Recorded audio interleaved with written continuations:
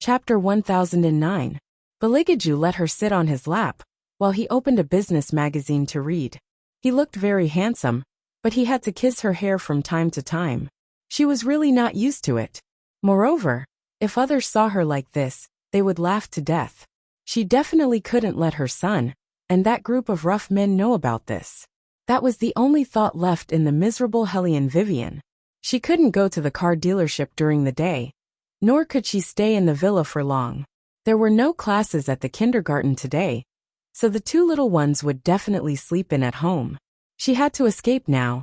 The only good place Hellion Vivian could think of was the headquarters of the Juwei group. There was a place to rest, and a computer to play online games.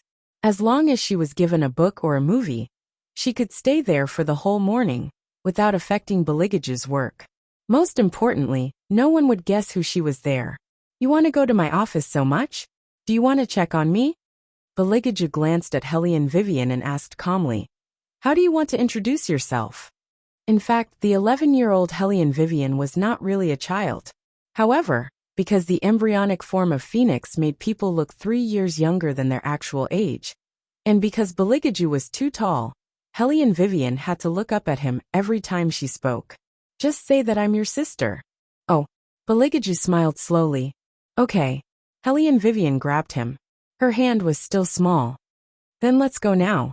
I'll get someone to prepare the car." Baligaju's voice was very casual, but the smile on his face did not match it.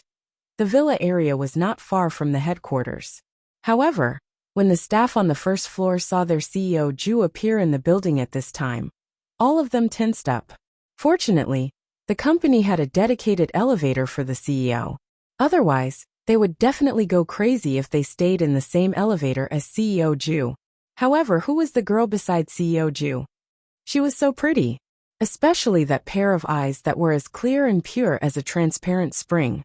It was as if as long as one was looked at by that pair of eyes, even if she said that the sky was round and the earth was square, one would believe her.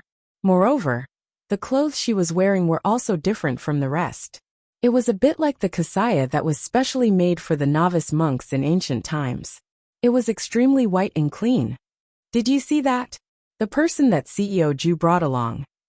"Of course I saw it. I took a closer look just now. That child is so beautiful. Why is her hair so long and beautiful? It almost reaches her ankles, right? That's not the point. The most important thing is the other party's identity. It's my younger sister." "How do you know?" "Because ahem. When I entered the office with the excuse of delivering some documents, I happened to hear CEO Ju asking the child to call him Big Brother." Baligaju was indeed thinking of a way to make Hellion Vivian call him brother, and in a very shameless way.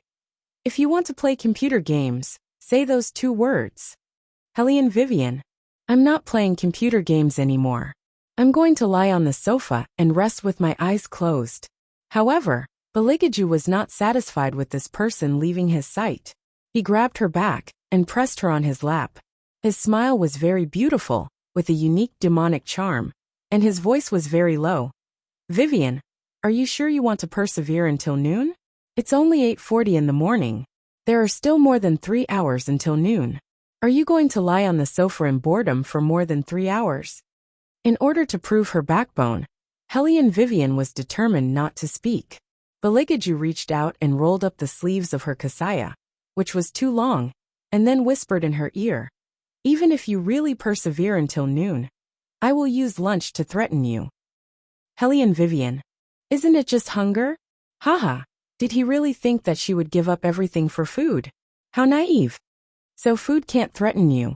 Hellion Vivian snorted in her heart and said, "Of course.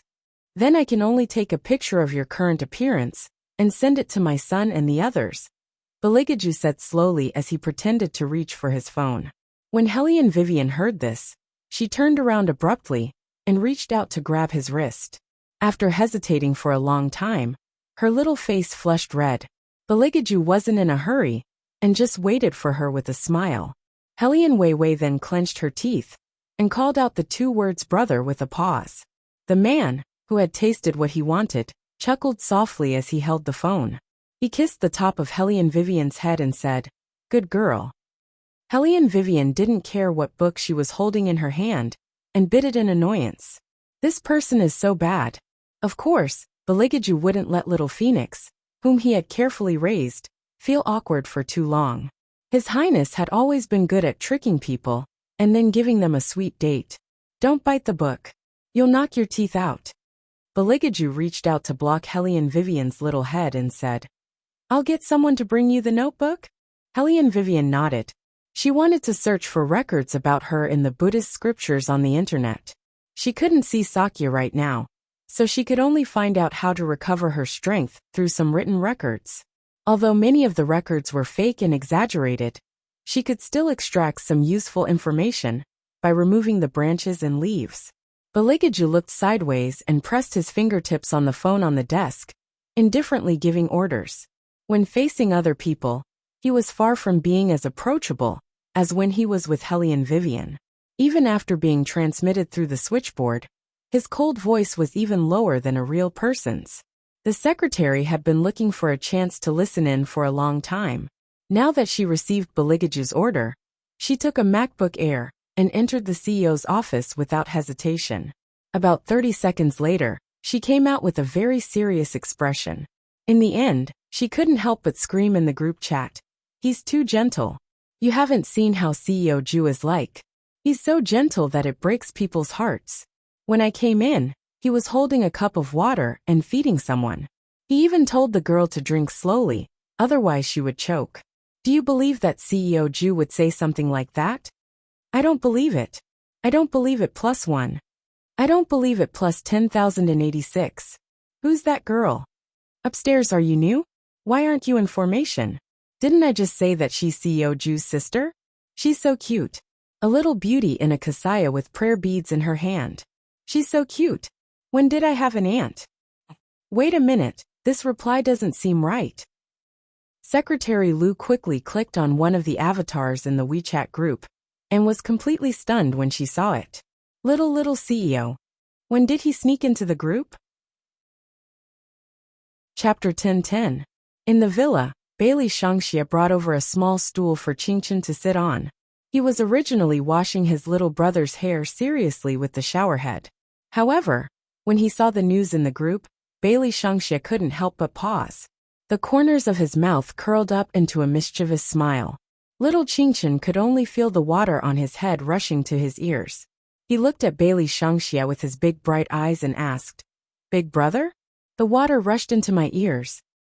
Bailey Shangxia immediately came back to his senses. He directly pulled a towel over and nervously wiped his face. Qingchen giggled. Okay, big brother, why were you in a daze just now? I was looking at the news in the group, Bailey Shangxia said as he glanced at his phone again. Qingchen clenched her little hands and looked over. What group? The company's group. There's always a lot of gossip about bad dad in there. Bailey Shangxia leaned over to let her see clearly. Qingchen swiped her little finger on the screen. She raised her big eyes and asked, You lurked in the group because of this? Of course, why else would I? Bailey Shangxia said reasonably. Dad, you have to be careful of him. Qingchen. Big brother, can you not be so bad? It was obvious that Bailey Shangxia's bad side had already formed. In order to slander a certain highness, he seriously pointed at the screen with his little finger and looked at Qingchen. This aunt who suddenly appeared must be fake. I'll take you to the company later to expose her. Okay. Qingchen had always followed her big brother wherever he went. Bailey Shangxia thought that this time, he would definitely surprise his father. In fact, he didn't expect that Beligaju had installed a tracking device on his little phone a long time ago to prevent him from tricking his father again. Thus, as soon as the two little ones set off, their whereabouts were discovered. Beligaju looked at the little red dot that lit up on his phone and raised his eyebrows slightly. He then changed the position in which he hugged Hellion Vivian. He didn't seem to be in a hurry. Instead, the corners of his lips curled up into an evil smile. Beligaju was very comfortable, but Hellion Vivian was very helpless. Her original office scene was she would lie on the sofa, eat potato chips, play games and watch anime or movies. Then a certain highness would sit at the desk and work seriously. She could even turn her head from time to time to admire his highness' handsomeness when he was working. There was food to eat, anime to watch, and handsome men. That was the best thing in life. However, Hellion Vivian would never have guessed that there was none of that. Because His Highness had calmly told her that if she moved around, it would affect his efficiency. If he didn't hold her, he wouldn't be in the mood to work. Thus, Hellion Vivian became His Highness's personal pillow today. Beligaju had always let Hellion Vivian sit on his lap. Because she had become smaller, even if he hugged Hellion Vivian, she wouldn't hinder him from doing business. However, it was obvious that His Highness wasn't very satisfied with this. Thus, he moved his thin lips and blew into Hellion Vivian's ear. Shangxie and the others are here. I don't know why they aren't coming up. What Hellion Vivian was most afraid of now was of course being seen by her sons. Her entire body stiffened, and then she said very calmly, "Let's go. Let's go somewhere else." Of course, a certain someone wouldn't object. He even added, "If we go out now, it's very likely that we will meet them face to face in the hall. I tried just now, but Secretary Lu's phone couldn't be reached.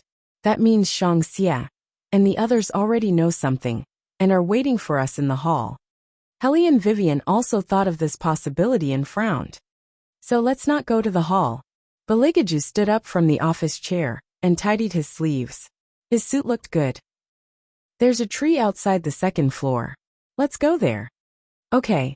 Hellion Vivian moved as soon as she said so. This time, the two of them didn't take the CEO's special elevator. Instead, they took a normal elevator and stopped on the second floor. The second floor belonged to the planning department. When they saw Beligaju, everyone in the department was stunned.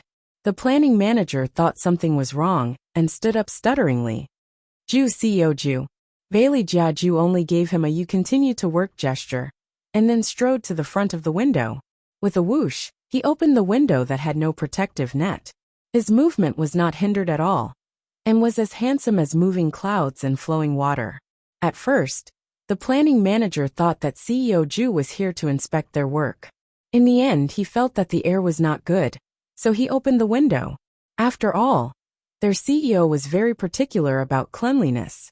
Everything that could be seen must be white, except for himself, which was black. Therefore, the planning manager deliberately moved his nose to sniff. After confirming that there was no strange smell, he wanted to ask something. Who knew that Beligage's next move would be to use one of his long legs to step on the window in a very cool manner. Then, using this as a support, he jumped out of the window like he was in a movie. This time, it wasn't just the planning manager. Even the employees who were still obsessed with Beligaju turned pale with fright. What was wrong with CEO Ju? Why did he jump off the building? Although this was only the second floor, he would break his leg if he jumped off. But in the next second, they realized how stupid their thinking was. Because when they looked down, it was clear that it was a perfect landing. Even the curve of Beligage's shirt was crisp and clear. There was not a single flaw, and it only made people feel that it was handsome. After Bailey Jiaju landed, he adjusted his collar and turned around. With a smile on his face, he looked at Hellion Weiwei, who was standing in front of the glass window. Hellion Vivian did not hesitate. With one hand on the window, she immediately jumped in Beligaju's direction. Hellion Vivian would not know what Beligaju was thinking at that moment. In fact, a long time ago, when Beligaju returned to Mountain Tenya again after becoming a god, Hellion Vivian was also like this. She was standing on the roof of the Hall of Great Strength. At that time, she was only this small, wearing a pure white kasaya. She did not have such a stunning spiritual aura, and seemed to be hesitating whether to jump or not. Beligaju knew that day, she was punished by the Venerable One to be confined to copy scriptures for some reason. However, Phoenix did not like to be confined since she was young, so she always thought of various ways to escape. At that time, Beligaju wanted to tell her to jump, and he would catch her from below. However, Hellion Vivian did not jump, because Sakyu appeared. Chapter 10:11. At that time, the true Buddha had yet to face the tribulation. Buddhism was fair in its rewards and punishments. Sakyamuni smiled as he looked at the little phoenix, who was sitting on the roof, and didn't know what to do. He raised his finger, and a golden lotus appeared to protect his body. Little Phoenix sat on the golden lotus, and came down from the roof. She ran toward the true Buddha without thinking, as if she did not notice his existence at all. Everyone in the three realms knew. When Phoenix broke out of her shell in the fire of hell, it was Sakya who brought Phoenix to Buddhism by himself by shining the light of Buddha on Mount Bujo. In other words, the first person Phoenix saw was Sakya. Her feelings for Sakya were like a bird that just broke out of its shell. She would treat the first person she saw as her closest kin. Otherwise, Phoenix would not use the Phoenix scimitar to sweep away all obstacles for Buddhism in order to repay his kindness. As long as Sakya appeared, Phoenix's eyes would always fall on that person, even though Baligaju knew that this was not love.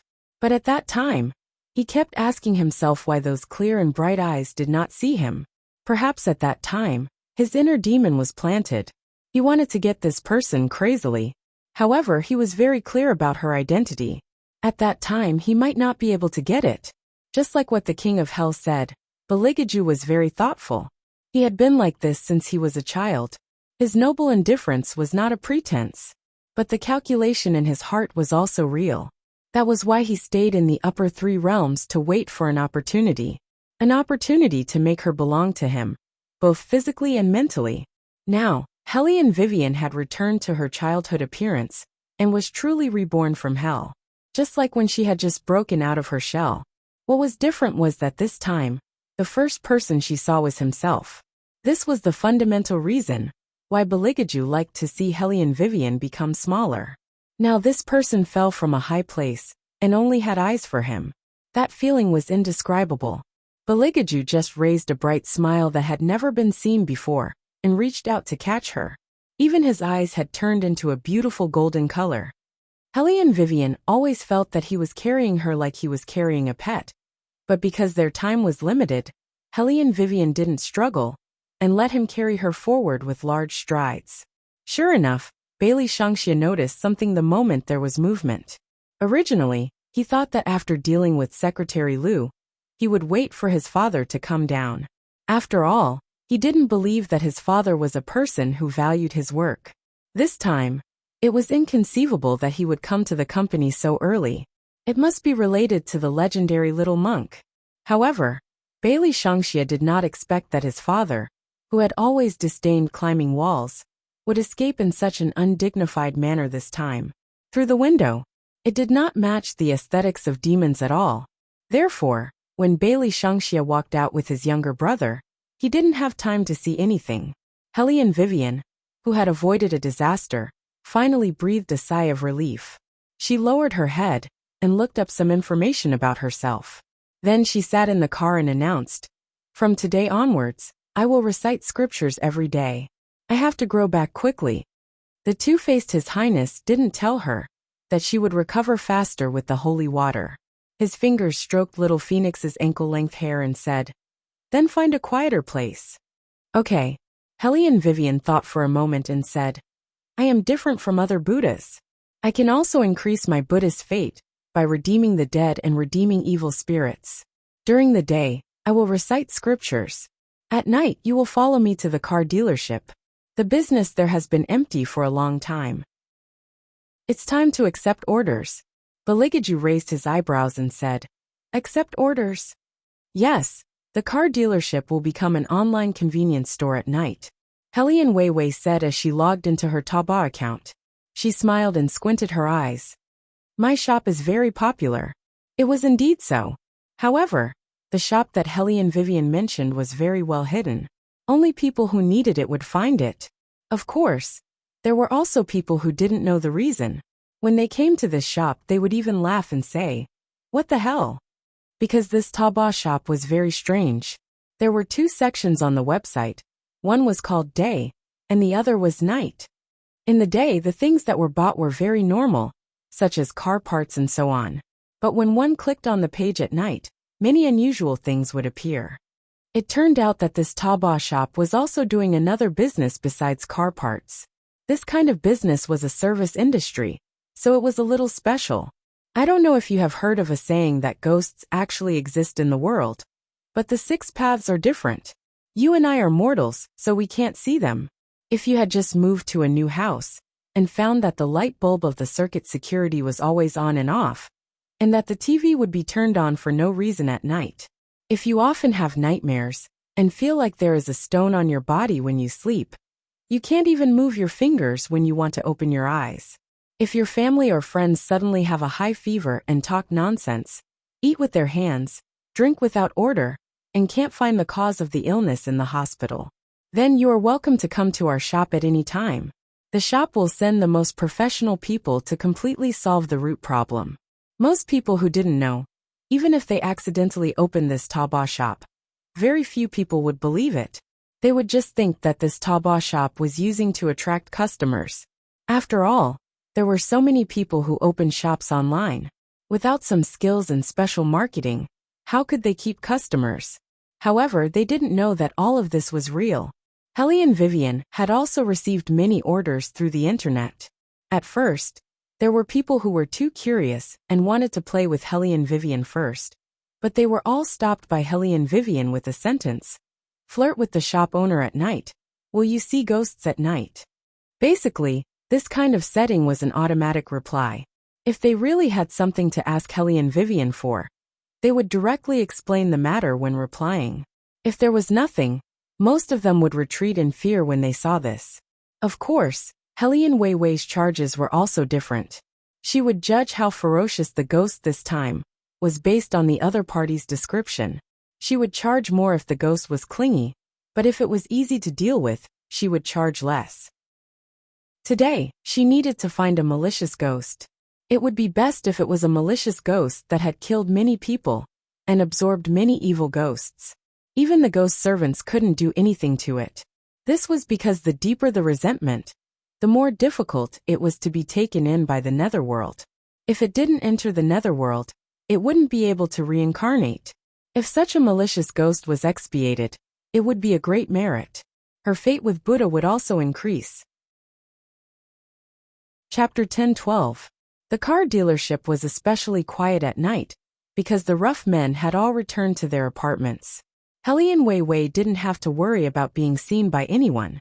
She moved a soft cushion and sat next to Bailey Jiaju. Her hands and legs were crossed as if she was meditating, her mouth silently muttering Buddhist scriptures. Baligaju, who had attended countless Buddhist feasts in Buddhism, naturally knew what she was doing. However, it turned out that little Phoenix did not like chanting Buddhist scriptures. After chanting for a while, she opened her eyes. When she turned her head and saw that Baligaju seemed to be asleep, she ran back to the bedroom and ran over with a big blanket. She carefully covered Baligaju with it. She did not expect that the man was not asleep. He pressed her into his arms forcefully and ran his fingers through her hair. The corners of his mouth curled up slightly. "Sneak up on me? Boss, I'm only 11 years old. How can I sneak up on you?" Helly and Vivian used her head to hit Baligaju's chest. Baligaju chuckled and pressed down on the furry head. "It's not a sneak attack? Then go to sleep. Leave those Buddhist scriptures for tomorrow. No, we have to do business today." Helly and Vivian supported Baligaju with her small hands.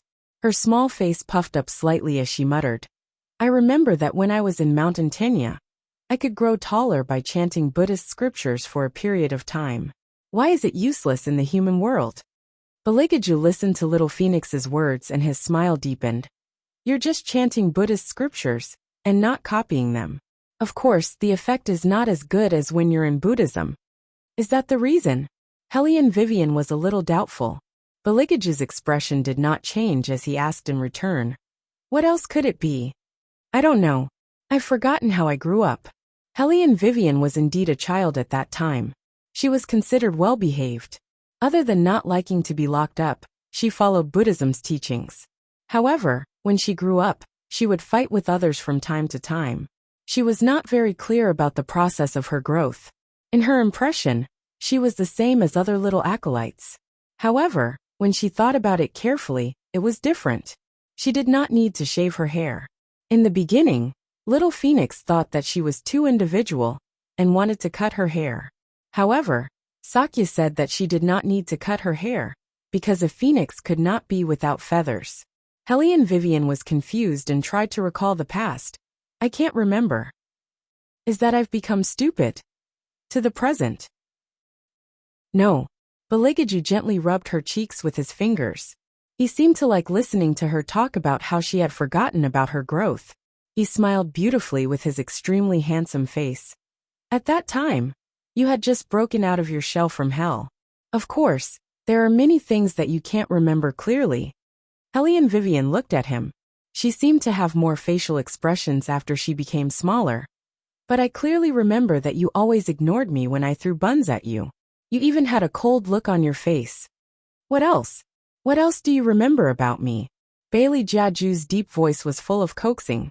Hellion Vivian was not fooled. She quickly realized that it was too intimate for her to sit on his body in such a position. Although her body had not fully developed, Baligaju was different. He was hot all over. I don't remember. Where's the pen and paper that you gave me before? I want to copy the Buddhist scriptures. Now. Baligaju frowned. He didn't remember that she was so diligent. Hellion Vivian nodded. Now it has to grow back quickly. Are you so afraid that others will see you? Baligaju hugged her from behind and laughed in her long hair again. Hellion Vivian glanced back at him lightly. That's just one of the reasons. The most important reason is that I can't sleep with you in my current state. Baligaju was stunned. Then he couldn't stop the laughter from overflowing from his throat. Hellion Vivian was a little confused by his laughter. She said it very seriously. You're right. You can't sleep with me in your current state. Baligaju put her down. He still liked the feeling of being completely dependent on her. So he didn't want to take care of her for a few more days. The hesitation was only for a moment. Soon, Baligaju held Hellion Vivian in his arms again, and looked at the screen of the computer from behind her. There's a business. Hellion Vivian saw that Taba was flashing. She was in a good mood and clicked on the page. The person on the other end of the dialog box sent over a trembling message. Can you really catch ghosts? She seems to be following me all the time, and won't let me go at all. I'm really going crazy, because this ghost is not like me anymore. You know, I was very obedient, and never thought of developing a relationship with anyone. But one day, when I woke up, I found myself lying next to a man. The man was very old. He hugged me and said a lot of things. He said something about how cute I was last night. But I remember that I fell asleep after entering the dormitory and didn't go anywhere. Why is it like this? Why did I become like this? Hellion Vivian typed quickly and went straight to the point. Where are you? Send me your address and contact information. I need to meet you. It's best to meet you at night. Soon, the other party sent an address. It was a restaurant near Wudayaku. This address was not out of Hellion Weiwei's expectations, as most of the universities in the capital were located here. After confirming the good news, Hellion Weiwei closed the notebook. She originally wanted to put on her own shoes, but she didn't expect Bailey Jiaju to put her down on the sofa. Then he supported her body with one knee, tilted his handsome face, and lifted her white bare feet. His movements were very gentle. Not only that, after helping her put on her shoes, he even took her hand and kissed it. He said, My beautiful master, are you satisfied with my service? Hellion Vivian blushed and threw herself into the man's arms. She said in a muffled voice, Let's go. Don't use the handsome man trick. We can't sleep. Yes, master. Baligaju smiled wickedly and kissed her small ear. He looked at her trembling body with satisfaction, and then carried her out of the door. It was already dark outside. Baligaju didn't need to hide anything. Black feathers fluttered down, and he flew over the roof with Hellion Vivian. The demon's figure was more perfect at night, especially when they spread their black wings and landed under the moon. It was like a god had descended. Of course, this scene wouldn't be seen by anyone. The city was still bustling, especially at Wudayaku after night fell. There were many Koreans in this place. You could hear phrases like Aadaukai after taking 2 steps. Chapter 10:13. Even the girl who had approached Hellion Vivian had invited her to a Korean restaurant called Myeongdong. When she walked in, the lights were very dim. It was obviously a very popular place. Logically speaking, such a phenomenon shouldn't have happened. However, it was precisely because of this phenomenon that Hellion Weiwei smiled. She did not make the call. Her clear eyes swept across the dining hall, and fixed her gaze on a girl with waist-length hair. Hellion Wei also didn't hesitate.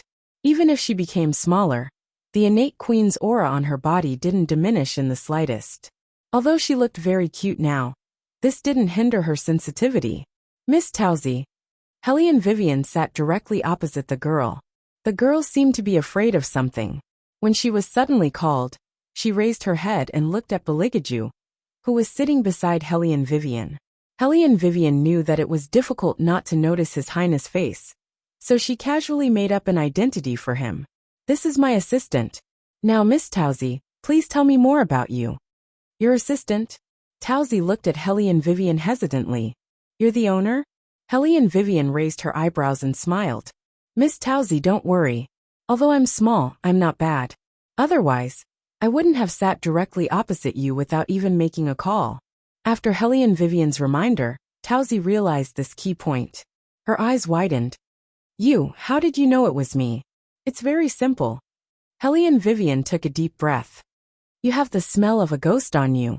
Towsey shuddered at Hellion Vivian's words. She's still here? Then can you send her away? I'm really too scared. She's not here. Hellion Vivian glanced at her again. Which school are you from? I suspect she's in your school. Towsey's expression changed. School? That's right. Hellion Wei's eyes looked at her. Moreover, if we don't drive her away, you will completely lose your own consciousness in less than 3 days, and this body of yours will no longer belong to you. It's very simple, this is the legendary possession. Since you're a university student, you should be able to understand what I mean. Towsey's lips trembled. She wants to turn me into her? Something like that. Hellion Vivian knew that Miss Towsey was very against her going to her school. So Hellion Vivian didn't say anything to make her feel better like other people. Instead, she told her the truth. The person called Towsey seemed to have no other choice. She stood up with one hand on her forehead and said, Well, I'll take you to the school to have a look. It was said that the school was a magical place. During the day it was bustling, and it seemed that no place could be as noisy as here. At night, it was very quiet, and even the sound of footsteps echoed behind. However, when Hellion Vivian and the others arrived at the school, it wasn't too late, so the lights were still on. Occasionally 1 or 2 students would pass by on bicycles, and young couples would come out for a walk. Overall, this school didn't seem to have any problems. However, that vague resentment seemed to be lingering in every corner of the school. Hellion Vivian had just taken a few steps when Beligaju picked her up and placed her on his left shoulder. If it was someone else who did this, it would definitely look very strange. However, Beligaju's height was there, and he was very handsome. When he held Hellion Vivian with one hand, his windbreaker fluttered slightly, and he was extremely handsome. Hellion Vivian was surrounded again, but fortunately, she was used to it. She pressed her small hand on the man's shoulder and carefully observed the surrounding buildings. In fact, if it wasn't to make his little phoenix happy, Beligaju wouldn't have agreed to let her come here to catch ghosts. Those stupid and dirty things, how could they touch her scent? Hellion Vivian also noticed the way a certain someone raised her. It seemed to be summed up in one word, and that was a tyrant's pet. When she tilted her head, he would ask her if she was thirsty. If her shoelaces were untied, he would personally lower his head to help her tie them. Before coming, he even reminded her that it was okay to play, but she couldn't use her real strength. If he saw that she was too tired, he didn't mind taking care of this malicious spirit himself. If a certain highness personally took care of it, not to mention a malicious spirit, even a demon would be beaten to pieces by him. If that was the case, how could she complete her plan of growing up? Beligaju raised Hellion Vivian very carefully. He didn't even let her touch cold water. Today, a certain highness personally washed Hellion Vivian's hair for her, including putting on her shoes. Towsey looked at the two of them from the side. After hesitating for a long time, she said to Beligaju, "The two of you seem to be very close." Beligaju didn't say anything. He only curled his lips, which was devilish and charming. Towsey was stunned. Hellion Vivian turned her head and pointed at the teaching building not far away. Did someone die in that place? In an instant, Towsey's expression changed. Hellion Wei didn't wait for her to speak and laughed. It seems like she really did die. Just now, I used my phone to search for your school while I was walking. The web page didn't show any students in your school who had jumped off a building. Then the question is, who died? Do you know? I'm not sure. Could it be that someone blocked the news? Tauzi said in a low voice.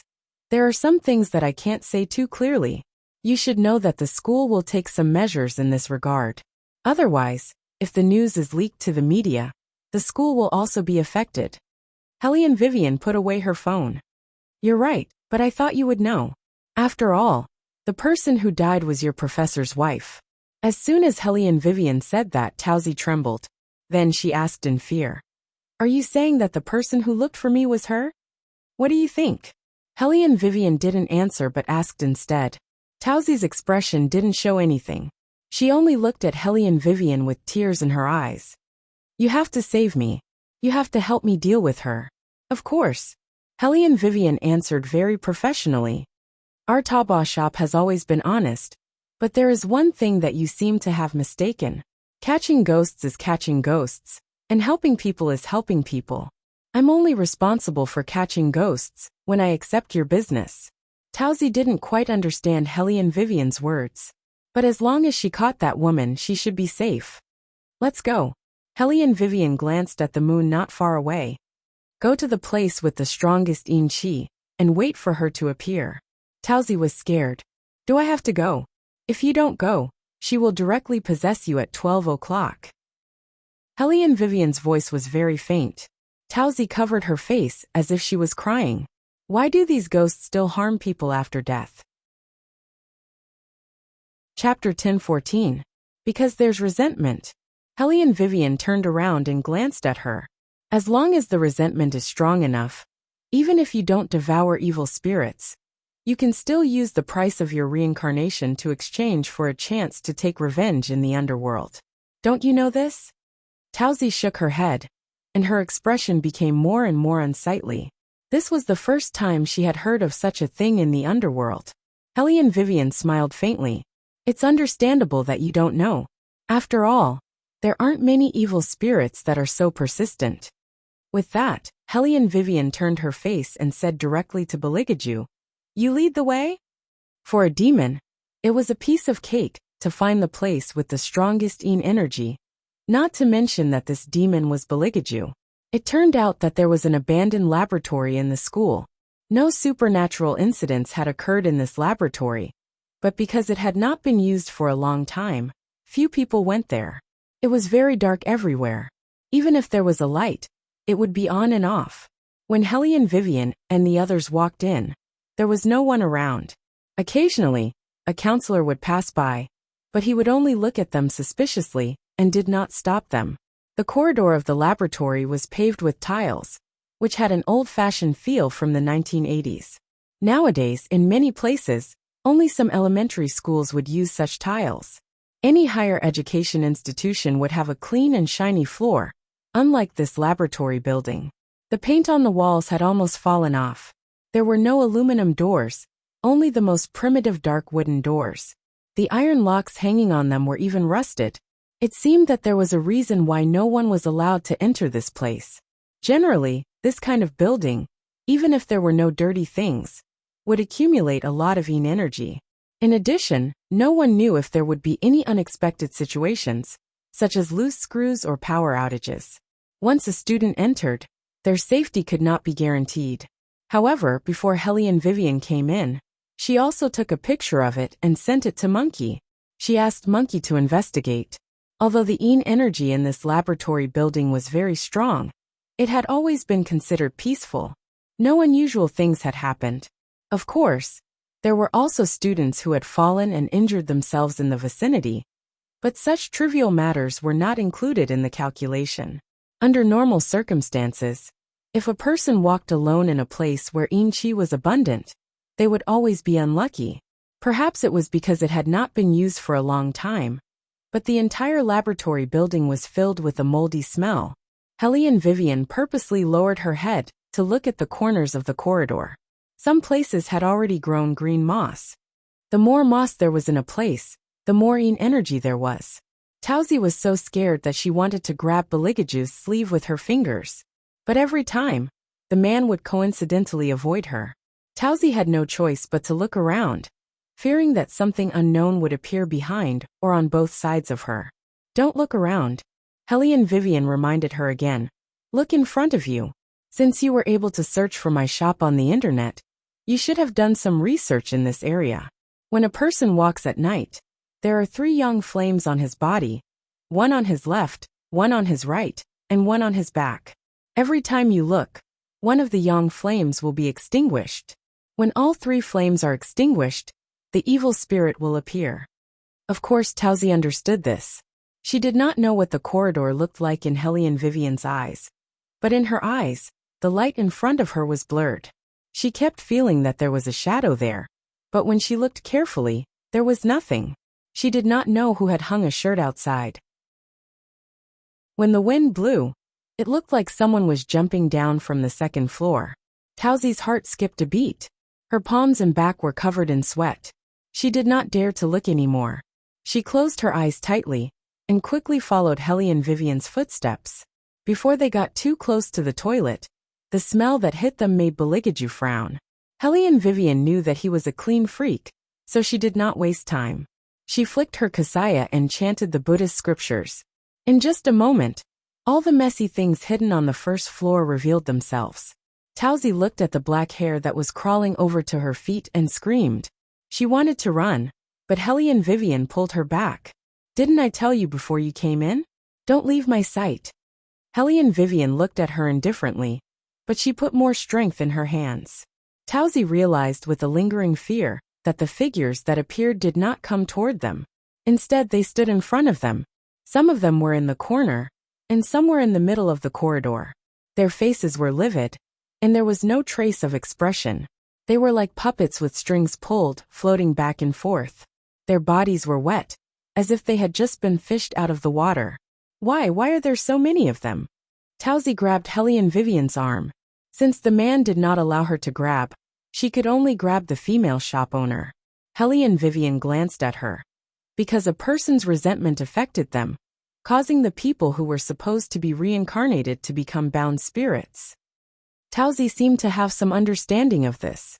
When she heard the words bound spirits, her thin lips turned white. Is it that serious? Don't underestimate a woman, whether she is alive or dead. After Hellion Vivian finished speaking, she looked at the bound spirits and asked in a calm voice, "Where is she?" The bound spirits did not have the ability to speak. The reason why they were bound was because they had not seen the messengers of hell. Therefore, many people did not know that they were already dead. Their thoughts were stuck on why they could not walk out of this laboratory building. Sometimes people would hear strange noises coming from upstairs. That was because some ghosts who had not reached the 7th day were wandering around. After these bound spirits died, they were attracted to the laboratory building by the resentment and became a part of the building. Unless they could find the ghost that created the resentment, they wouldn't be able to leave this place, even if they tried to find the ghost that created the resentment. After hearing Hellion Vivian's words, the bound spirits, who seemed to have slow reactions, slowly looked in the same direction. It was the 2nd floor. That ghost was on the 2nd floor. Hellion Vivian quickly understood their meaning. She lowered her voice. Let's go up. Still want to go up? Towsy trembled. Her legs were weak. Why don't we go back and come back at dawn? Chapter 10:15. Hellion Vivian said unhurriedly. Ghosts also have a schedule. They are sleeping at dawn. Where can I find them? But if we go up, it will be difficult for us to come down. Towsy really hoped that Hellion Vivian would give up on the idea of going up. After all, it was land below. If anything happened, they could just run out. But if they went upstairs, where could they run to? Upon hearing this, Hellion Weiwei stopped. I charge based on the night. Every time you appear on stage, you will have to pay an additional fee. Of course, you can also choose to stop the process this time. However, you will face 2 outcomes. One is that the evil spirit will appear on your body again at 12 o'clock, which is 1.5 hours later. The second is that I will appear on stage again tomorrow, and the fee will be doubled. I think you will care more about the first outcome. Towsy really did care about the first result. She couldn't go on like this. She couldn't bear it even for one day. When she woke up in the morning, she didn't know what she did last night, nor where she went. She didn't even know who she saw. Don't stop the process. Let's go up. Towsy clenched her fists and finally made a decision. Hellion Vivian and Beligaju still walked forward, but Towsy was scared, so she suggested in a hoarse voice, "Can I walk in between the two of you? Shop owner, don't you know how to exorcise ghosts? You shouldn't be afraid of these dirty things. Can you let your assistant walk behind me?" Beligaju raised his eyebrows, and an extremely cold light appeared in his deep eyes. Towsy didn't know that that gaze was even scarier than any evil spirit here. The demon's displeasure was always elegant and bone-chilling. Hellion Vivian glanced at Beligaju. "You go to the back. Customers come first." "Yes, my beautiful master." His Highness seemed to be addicted to this game. He gently bit Hellion Vivian's ear, put her on the ground, and walked to the back of the line. With Beligaju at the back, Towsy felt much safer. With Hellion Vivian leading the way, she would be in the least danger if something went wrong. Because the entire laboratory building was too quiet, the sound of footsteps was particularly loud. The second floor was indeed darker than the first floor, but it was not as humid. Just as Towsy relaxed, she heard Hellion Vivian's voice again. "Miss Towsy, you really don't know this evil spirit?" Towsy's eyes flickered. "I've seen him, but I haven't spoken to him. After all, he's not our professor. He's just a family member." "A family member of the professor?" Hellion Vivian chuckled. "I don't like lies." Towsy was a little angry when she heard this. "Shop owner, you're here to catch ghosts, not to pry into other people's privacy. Any ghost has a reason to find a human." Hellion Vivian looked up at her. "Do you understand? She wouldn't appear here for no reason. She even gave up her chance of reincarnation, just to possess you. Besides, you've known her from the beginning, haven't you? Otherwise, you wouldn't have used the word her when we first talked." Towsy's fingers froze. "Yes, I know her. But I don't understand why she keeps pestering me. I didn't kill her. Why does she keep pestering you?" Hellion Weiwei glanced at Towsy. The Buddhist prayer beads that were entwined around her body moved, emitting a faint light of Buddha. "Because you already have a ghost pact on you, which means that you have made a pact with her. When you made the pact, you probably didn't know that the other party was her. However, in the two realms of yin and yang, as long as one party makes a wish and the other agrees, it means that the pact has been fulfilled." Towsy was confused. "What contract? I've never done anything like that. I don't even have a pin spirit." Towsy suddenly paused. "I did make a wish, but I didn't do anything at that time. When I passed by the teaching building, I saw a senior who was 1 year older than me, so You wanted to get your senior's attention. To put it bluntly, you wanted to have him." Hellion Weiwei's voice was very indifferent. "That boy should be very outstanding in your school, and should already have a girlfriend. However, you were unwilling to accept it. You always felt that the other girl was not worthy of him at all. So you made a wish. After that, you did get that boy. But when night came, you started to not be yourself anymore. Even that boy is starting to suspect you now, isn't that right?" Towsy's eyes shook. How did you know?" "I can see it from your personality and eyes." Hellion Vivian chuckled. "As for the rest, it's related to what you've done before. For example, why are you so afraid of this female ghost?" Towsy grabbed her long hair. Her pale face looked gentle and pure. "She wants me to die, and she wants to replace me. Since you can guess so many things, why don't you take her in immediately?" "I'll take her in." Hellion Vivian smiled again. "Since you don't want to say it, let her tell me in person." As soon as she finished speaking, Hellion Weiwei's Kasaya moved, and a figure gradually appeared behind Towsy. After seeing the figure, Towsy was so scared that she fell to the ground. Her fingers trembled as she kept moving backward. The figure was about 50 years old. If Hellion Vivian's mother was still alive, she would be about the same age.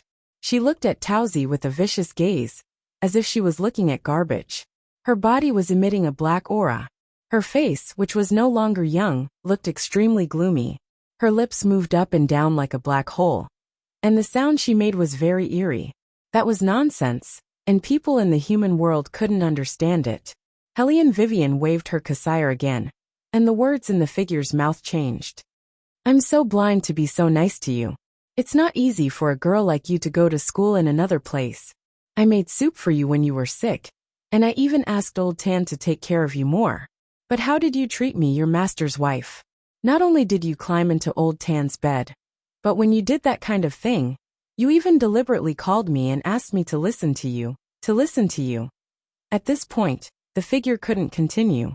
Her eyes turned cold, and there was a heaven-defying hatred. Fortunately, God has eyes, and let me hear you making a wish. You want to steal someone else's man, so we'll fulfill your wish. Don't you like to sleep with people older than you? Then I'll let you sleep with me every day. Chapter 10:16. As the last sentence of the figure faded away, a voice rang out. The entire second floor of the laboratory building was filled with thick black fog. That was because the resentment was too deep and accumulated into hatred. Tauzi's eyes were about to fall out of their sockets because of fear. She turned and ran toward the stairs. Her legs were so weak that she didn't dare to look back. But no matter how she ran, she couldn't reach the first floor. When she stopped, she looked up and returned to the original place. The two words second floor were dyed red with blood. Tauzi was so scared that she completely collapsed. She looked at Hellion Vivian and shouted, I've paid for it. Hurry up and take her away. Hellion Vivian heard this and raised her eyebrows. She blocked with the prayer beads in her hand. The figure seemed to be trapped by something. She looked at Hellion Vivian, full of murderous intent. I'll kill anyone who stops me from taking revenge. I don't want to do it because you're still young, but don't force me. You can't achieve the best revenge by doing this. Hellion Vivian's words were always unexpected. The figure paused for a moment, then laughed eerily. Then how should I take revenge? How should I take revenge? This person took advantage of her young age and pretended to be pitiful to force me. Now that I'm dead, I can finally take revenge. I must let her have a taste of what it means to be in so much pain that she wants to die. I won't let you kill anyone. Hellion Vivian only said this sentence from beginning to end. Because the figure couldn't move, blood flowed out of her eyes. She looked at Tauzi like a lunatic, wanting to catch her. She knew that she didn't have much time. After today, she might not be able to take revenge anymore. Death wouldn't allow her to always be here to bind these Yin spirits. Once the time was up, she would be annihilated. She had been hiding for several days, and she couldn't hide anymore. Originally, she wanted to exchange a life for a life. No matter what, she would kill this bitch.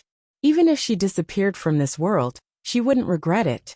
However, Human Shadow did not expect that this bitch would invite such a powerful exorcist. The silhouette knew that Hellion Vivian would not be able to defeat it.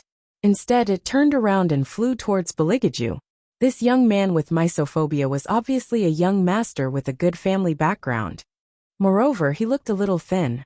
Most importantly, he couldn't sense any spiritual energy from him. For such an ordinary person, as long as she possessed his body, the exorcist would not be able to do anything to her.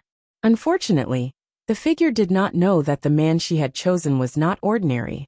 The reason why he looked so ordinary was because his exclusive soul was by his side. He could carry out the most perfect disguise, covering up all of the original devil chi. When the figure rushed towards Beligaju, Tauzi turned pale with fright. She was afraid that Beligaju would be possessed. Hellion Vivian's eyes narrowed, and her expression changed in an instant. Her short legs kicked hard, and she chased after the figure as fast as she could. Unfortunately, after she became small, her speed was slower, and her legs were shorter. In addition, the figure was closer to Beligaju than she was, so she couldn't catch up with the figure. The figure was baring its fangs and brandishing its claws. There were still bloodstains on its face. Anyone who saw it would tremble in fear. However, Beligaju stood calmly in a dark corner, coldly watching the figure approach. When the figure saw Beligaju standing motionless, she secretly laughed. She should have possessed this man from the beginning. She wouldn't have had to spend so much effort. However, when she was about to reach out and clamp the man, she suddenly felt a flash in front of her. That person disappeared before her eyes. It was so fast that it was unbelievable. The figure was stunned and subconsciously turned her head. The man who was in front of her a moment ago was now leaning against the wall with his arms crossed, looking down at her leisurely. His eyes were full of indifference. And behind him were, yes, countless demons were surging out. You, who are you? The figure suddenly broke out in a cold sweat. How could this be an ordinary person? Which ordinary person would have the ability to make a group of demons obediently obey his orders? The figure still did not feel the devil chi on Beligaju, but she already realized that she had not provoked this inconspicuous man in front of her. There was no time to prepare for her escape. The figure watched as Beligaju did not even raise his hand. He just lifted his eyelids, and in an instant, she felt as if her blood was being torn apart. "Ju, stop!" Hellion Vivian moved sideways to block him. She looked at Beligaju and said, "I'll handle this." Beligaju stopped attacking and chuckled. He reached out and hugged her. There was not the slightest hint of danger in his eyes. His thin lips leaned against Hellion Vivian's ear, and he said in that deep and pleasant voice, "What should I do, my master? I can't refuse your requests anymore. Can you not always lean into my ear and talk to me?" Hellion Weiwei's face was flushed red, but she was too small now, so her ability to resist was obviously weaker. She could only let His Highness do whatever he wanted. She tilted her head and said to the figure, "It's not worth it to give up your chance of reincarnation for a mistress. I've also done some research on this lady's living situation. Just now, someone sent me a message saying that she's good at using her advantages to snatch men who are older than her. However, these men can't just do as she pleases, just like your family's old Tan. His willpower is so weak that he can be easily seduced. This kind of thing takes two hands to clap. You're only looking for the mistress for revenge. How could you forget about your family's old Tan? I can't get close to him." The figure's eyes were red. "He found someone to burn my birth characters, and asked for a jade Buddha to protect him. I can't do anything to him." Hellion Vivian looked at her. After a while, she smiled and said, "This is the attitude of revenge. You won't let anyone go." Towsy couldn't believe what she had heard. Wasn't that child hired by her to catch ghosts? Why did she encourage an old female ghost to take revenge? "Are you kidding me? You were hired by me, not her." Towsy was angry and scared. She probably knew that Hellion Vivian wouldn't help her. She turned to Beligaju and said, "I beg you, brother. I beg you, please save me." She was still crying when she spoke, as if she wanted to arouse Beligaju's pity. Who knew that Bailey Jiaju would laugh? He laughed very coldly. "If you let me hear the word brother from your mouth again, I will cut off your tongue." This human's mind was really dirty from head to toe. How could she call him brother? Towsy was stunned. She didn't expect that her trick would be useless. She was stunned with tears on her face. Chapter 10:17. On the other hand, Hellion Weiwei glanced at Towsy. Her attitude was still the same as before, neither warm nor cold. "I've told you that everything in our shop is fair and honest. The only thing I've accepted your order is to help you catch ghosts. As for what happens to you in the future, it's not part of our service." "Then why aren't you doing it?" Towsy clenched her hands and screamed. Hellion Vivian glanced at her with obvious mockery. "I'll do it soon, and I'll let you see the whole process." After saying that, Hellion Vivian looked at the figure filled with hatred. "The situation now is obvious. You can't beat us. If you make a move, you'll only end up being reduced to ashes. Now I'll give you two options. One is to fight. 2, I'll help you take revenge. Listen to my orders now and be converted by me on the spot. Help me take revenge." The figure naturally knew that she was no match for the other party. That man alone could turn her into a pool of blood in an instant. He didn't even do anything just now. Just by relying on his aura, he was able to completely suppress her. Even the death gods in hell didn't give her such a feeling. However, she was unwilling to give up. "How can you help me take revenge? Humans are supposed to side with humans, not ghosts." Hellion Vivian nodded and said in an indifferent tone, "That's true under normal circumstances. However, your situation is a little special. I've never been particular about good and evil. Of course, it's understandable that you don't believe me. How about this? I'll first tell you how I can help you take revenge. See if you're satisfied with it. I have a record of Miss Towsy sleeping with someone else. It was found by someone else. It was probably the first time Miss Towsey had sex with your old tan. It was accidentally recorded by the hotel's camera. The angle was very clear. In addition to the voice chat records you mentioned, with a little internet search technology, we can push Miss Towsey and old tan out together. We'll let the whole school know what kind of people they are. I can't guarantee what the school will do to them. But don't worry. As long as they did it, I won't give them a chance to make a comeback. Think about it carefully. If you kill someone, not only will you not be able to reincarnate, even if she dies, no one will know what she did. You, on the other hand, have always been treated by the school as someone with mental disorder who came to stir up trouble. In fact, you just didn't handle this kind of thing properly. If a man has a mistress, he will very straightforwardly tell her to get lost. There was nothing to make a fuss about. Just because you didn't make a fuss didn't mean that you didn't do anything. You just had to reveal the truth. No matter what the result was, you just had to be happy in your heart. Don't make a fuss, and don't make a fuss. A woman who was someone else's mistress wasn't worth lowering yourself to see her. She wasn't worthy. And a man who keeps a mistress isn't worth you continuing to be a fool. If there's a next life, you deserve a better man. Auntie, do you understand what I'm saying? The figure was stunned. Gradually, tears fell from her crimson eyes. She was not weak, nor was she afraid to get a divorce. However, in this world, she had once wanted to spend the rest of her life with that person. She couldn't bear to. The man who had once taken her hand from her father, led her in front of the priest, and put a ring on her finger, had betrayed her. The man who had held her hand with a nervous expression, even when she had pricked it with a thorn. When did it become a habit for him to go home? He couldn't even see her heartache.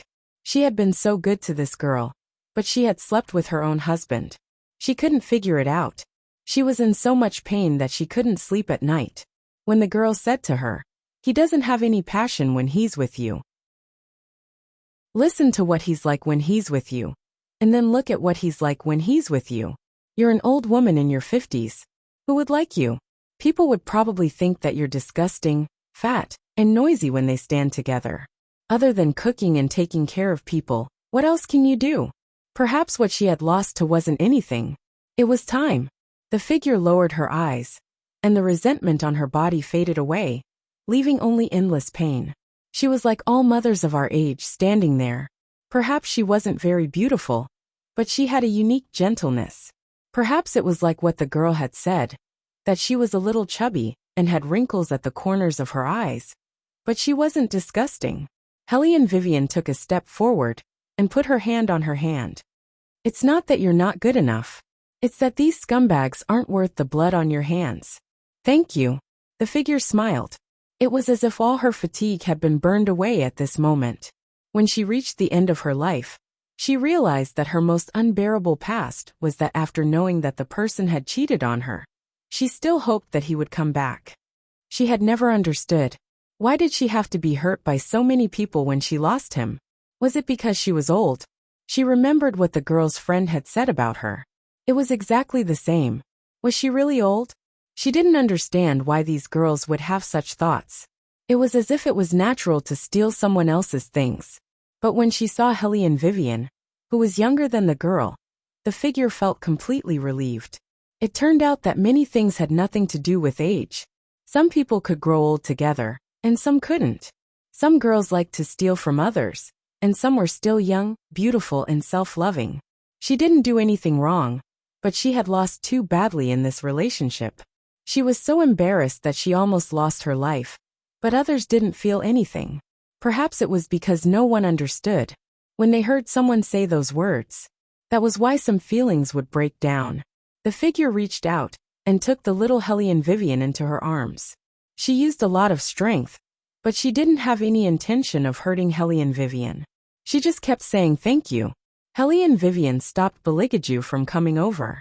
She put her left hand on the figure's back and said in a low voice, "My mother, she also committed suicide.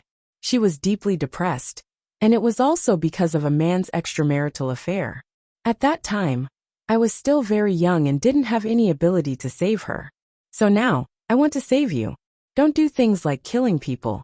Once you start, there will be consequences. The people of Hades won't let you go. Leave the matter of Miss Towsey to me.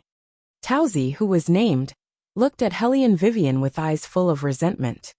So in the end, you took my money, but you want to deal with me. I've never taken money from mistresses. Look at your own Alipay. I've never confirmed the receipt.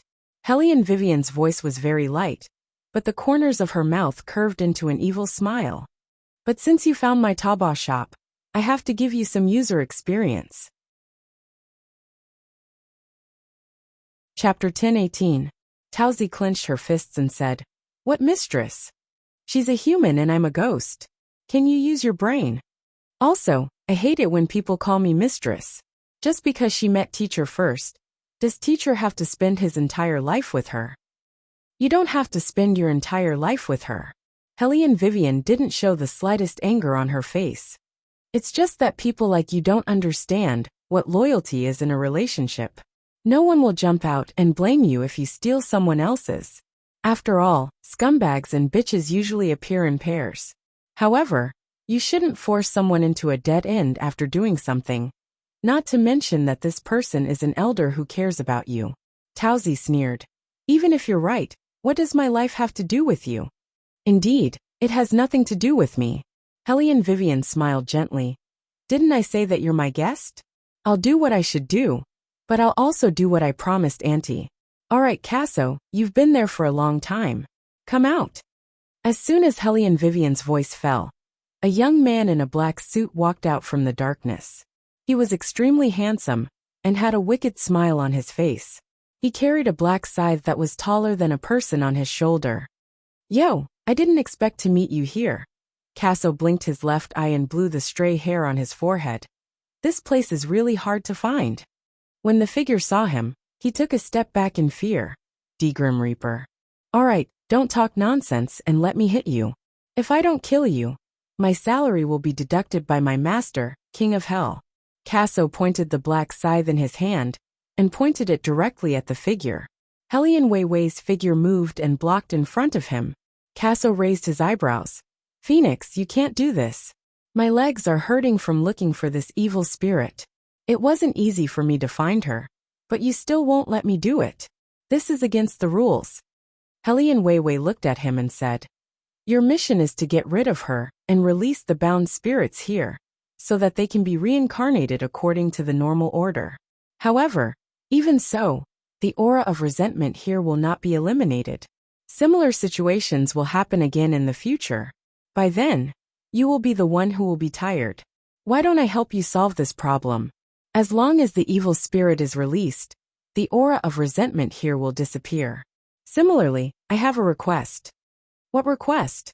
When Casso heard that she wanted to release the evil spirit, his whole body shook as if there was a tail behind him. One had to know that resentment had a significant impact on their work. The more resentment there was, the more work they had to do.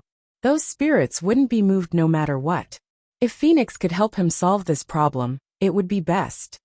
Hellion Vivian looked back at Towsey and the smile on her face became wider. Help me find this person's life history. She shouldn't be able to live for long. Her. Casso tilted his head and looked at Towsey. She's a greedy person and has a heavy heart. This kind of person will often create many evil things and easily cause resentment. If there aren't any good deeds, I can come back in less than 20 years to cut off her soul. As Casso spoke, he took out a black notebook. Let me take a closer look. She likes to sleep with old men. There should be a source of infection in her body now. Although she will get married in the future, after she gets married, she will meet a crafty mother-in-law, and her marriage life will be very unsatisfactory. Once a woman is infected with this disease, she will have a buds all over her body after a month.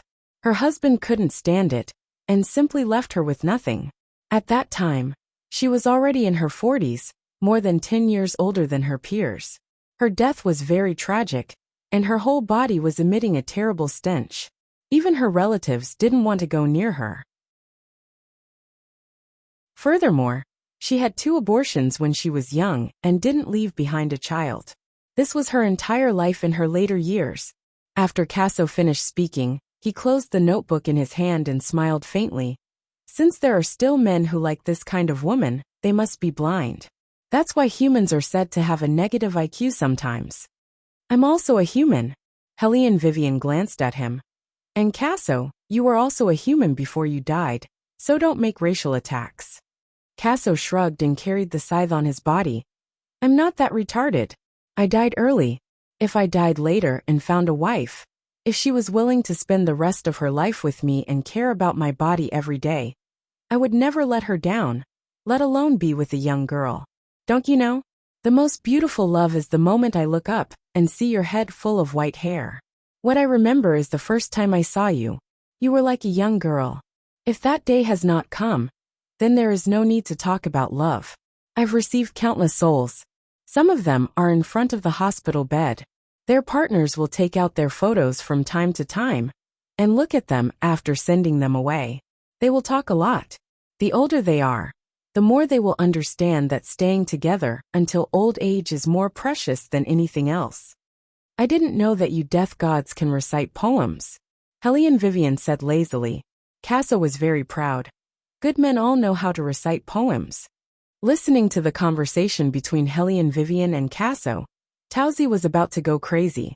She covered her ears with both hands and shouted, "What do you mean by growing old together? What do you mean by predicting my life? I don't believe it." "It doesn't matter whether you believe it or not." Helene Vivian looked at her and smiled. "Haven't you always been worried that I won't help you exorcise the ghost? I'll let Auntie reincarnate in peace now. As for you, don't worry. I don't like to kill people.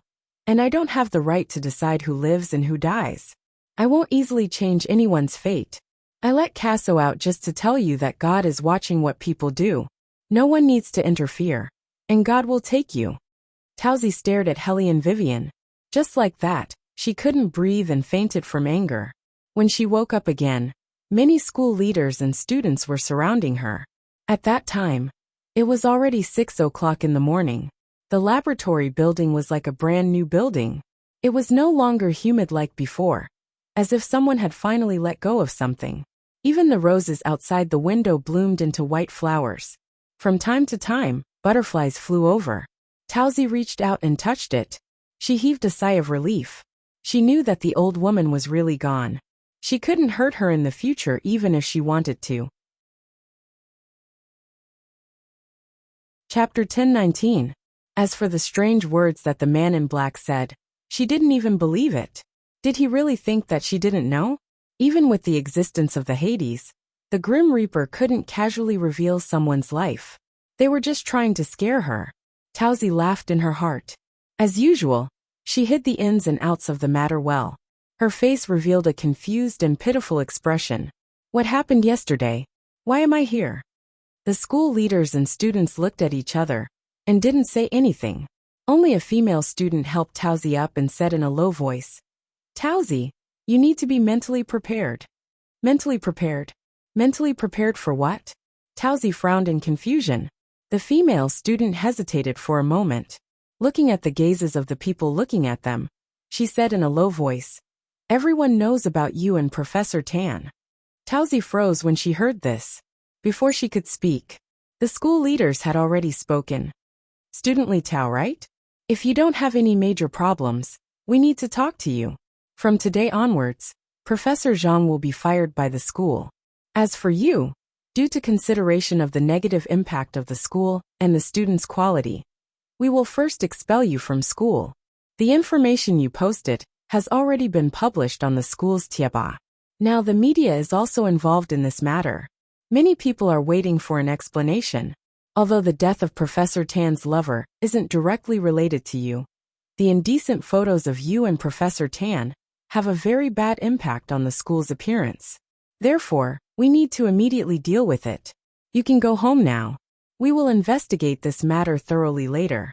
"You can't do this," Tauzi shouted. "Just because I had sex with a teacher, you want to fire me? On what basis? This is not in accordance with the legal procedures." This was indeed not in accordance with the legal procedures. Therefore, Tauzi wasn't taken away that day. She continued to stay at the school.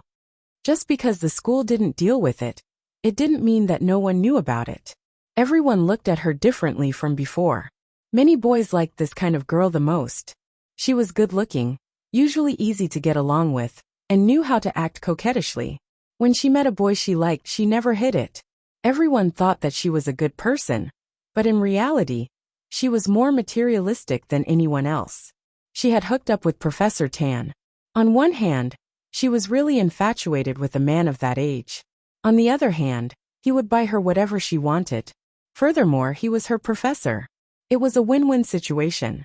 In addition, she really didn't like that old woman. Didn't she just know old Tan earlier than her? Why was she able to live so comfortably with a car and a house? She was so young, but she had nothing? Tauzi understood these men very well. When she interacted with them, the more she did not take money seriously, the more they would think that she was special and not a materialistic woman.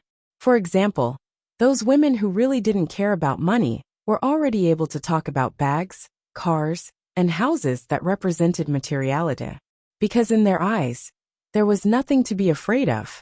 However, in the eyes of men, her disguise was charming and different from the rest.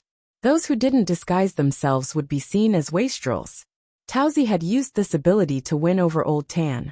She believed that until now, Old Tan still thought that she truly liked him as a person, and only liked him as a person. Tauzi was right. After this incident, the man with the surname Tan didn't care about anything else. After finding Tauzi, he held her hand and said, "I'll be good to her for the rest of my life."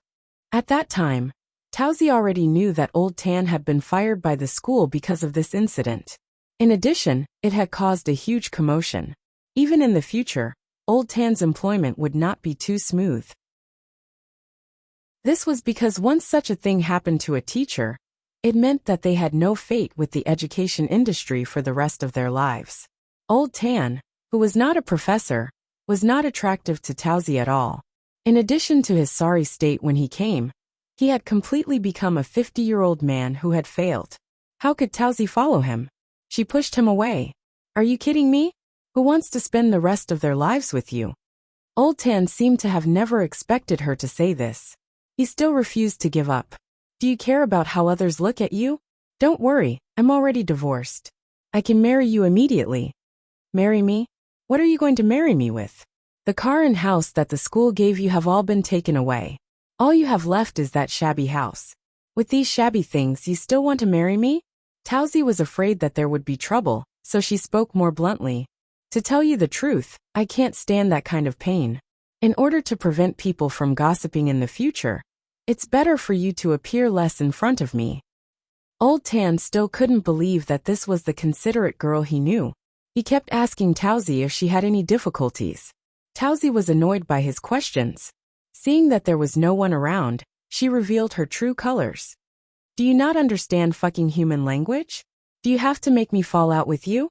You can't even protect yourself now. What ability do you have to give me happiness, old thing?" Hearing the words old thing, Old Tan felt as if he had been struck by lightning. His entire body stiffened, and he was so angry that he started to tremble.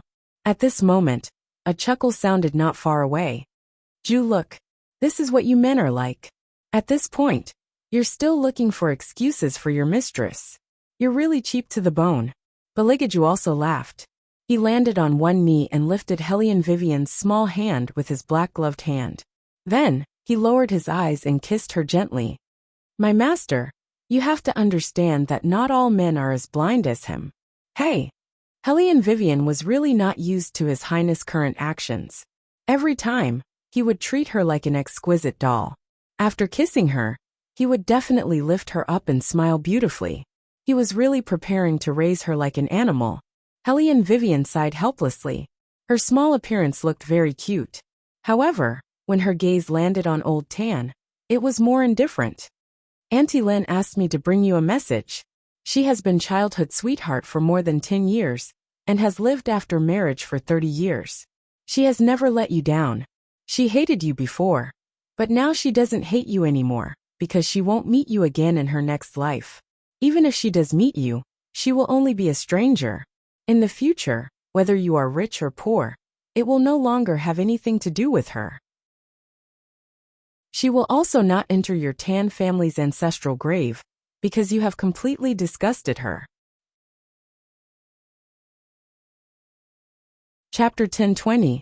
When Old Tan heard the last sentence, his body suddenly trembled. He looked at Hellion Vivian and said, "No matter who you are, my relationship with her has long ended. What's there to be disgusting about? If she had agreed to divorce me earlier, things wouldn't have come to this point. I wouldn't have lost my qualifications as a teacher in school. Is that woman unwilling to let me go even if she dies? Now that I don't have anything, she'll be happy. She's really heartless and doesn't know what's good for her." Hellion Vivian sneered and said, "Mr. Tan, aren't you thinking too highly of yourself? Miss Towsey has already said that you're just an old thing. Do you think that other than Auntie Lynn, who would really feel sorry for you? You said that Auntie Lynn is heartless. If it wasn't for the fact that she wanted you to take the postgraduate entrance exam without any worries, she wouldn't have quit the job she had found and rode a broom cart to the road to sell breakfast every day. How do you think you have everything you have now? If it weren't for Auntie Lynn, you would just be a poor boy who only knows how to study. Who is the heartless one? Ingrate. You've been childhood sweethearts for more than 10 years and have gone through thick and thin together for 30 weeks. You can't even compare to a mistress who wants to seduce you. You still have the face to mention your job title? What caused you to lose your qualifications as a teacher is your character, and this Miss Towsey, who interferes in other people's families. Reality is already like this, and you still can't tell who is the one who is good to you. It seems that it's better for Auntie Lynn to be dead than to be alive. She doesn't want to waste time by your side. How can there be a scum like you in this world? The education system should really think about who is more suitable to be a teacher. You." Old Tan was like a drowning dog. His hair was tied up, and the demeanor he was usually proud of was all gone. His finger trembled as he pointed at Hellion Vivian and said, "Where did you come from? I'm warning you. I see that you're still young, so I won't lower myself to your level. What has our matters got to do with you? You're just eating carrots and worrying. If you have the time, you should take care of yourself. Don't be so talkative and meddle in other people's matters. It's simply ridiculous." Beligage's eyes darkened. A loud bang was heard. It was unknown where the lightning came from, but it actually split the tree behind Old Tan in half. Old Tan's expression instantly changed. He was scared out of his wits. He pressed his left hand against his chest and patted it with all his might. Towsey was even more terrified when Hellion Vivian and the others appeared, because she knew very well that the reason why her matter was exposed was because of the other party's actions. Now, only Towsey would remember what the man in black said to her at the sight of Hellion Vivian. How could such a destitute life belong to her? She was so young and beautiful, she could find any man she wanted.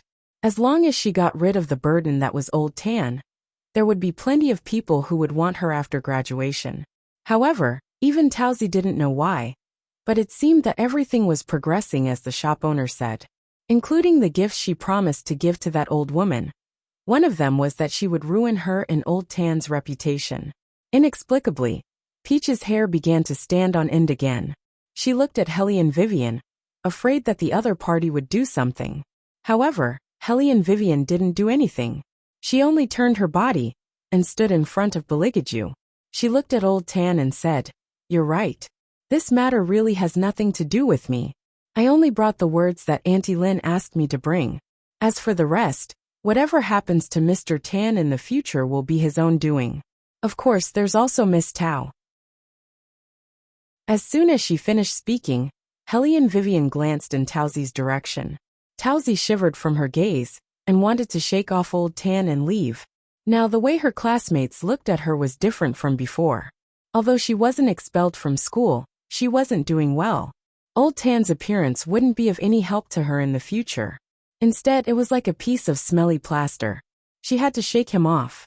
However, Old Tan couldn't see through Towsey's thoughts.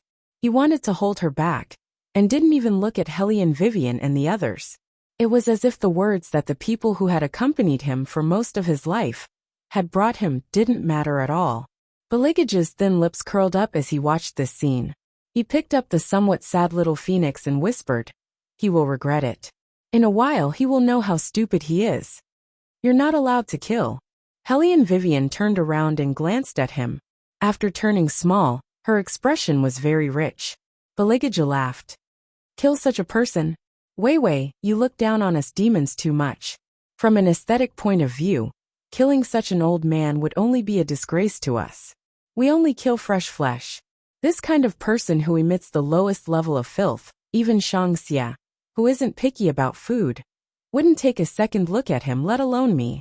Even if we were to eat, we wouldn't eat spoiled food. Hellion Vivian was speechless. Then why did you say that he would regret it? Beligage's fingers traced Hellion Vivian's hair and touched the tip of her nose. Demons can smell the scent of death. He's about to die.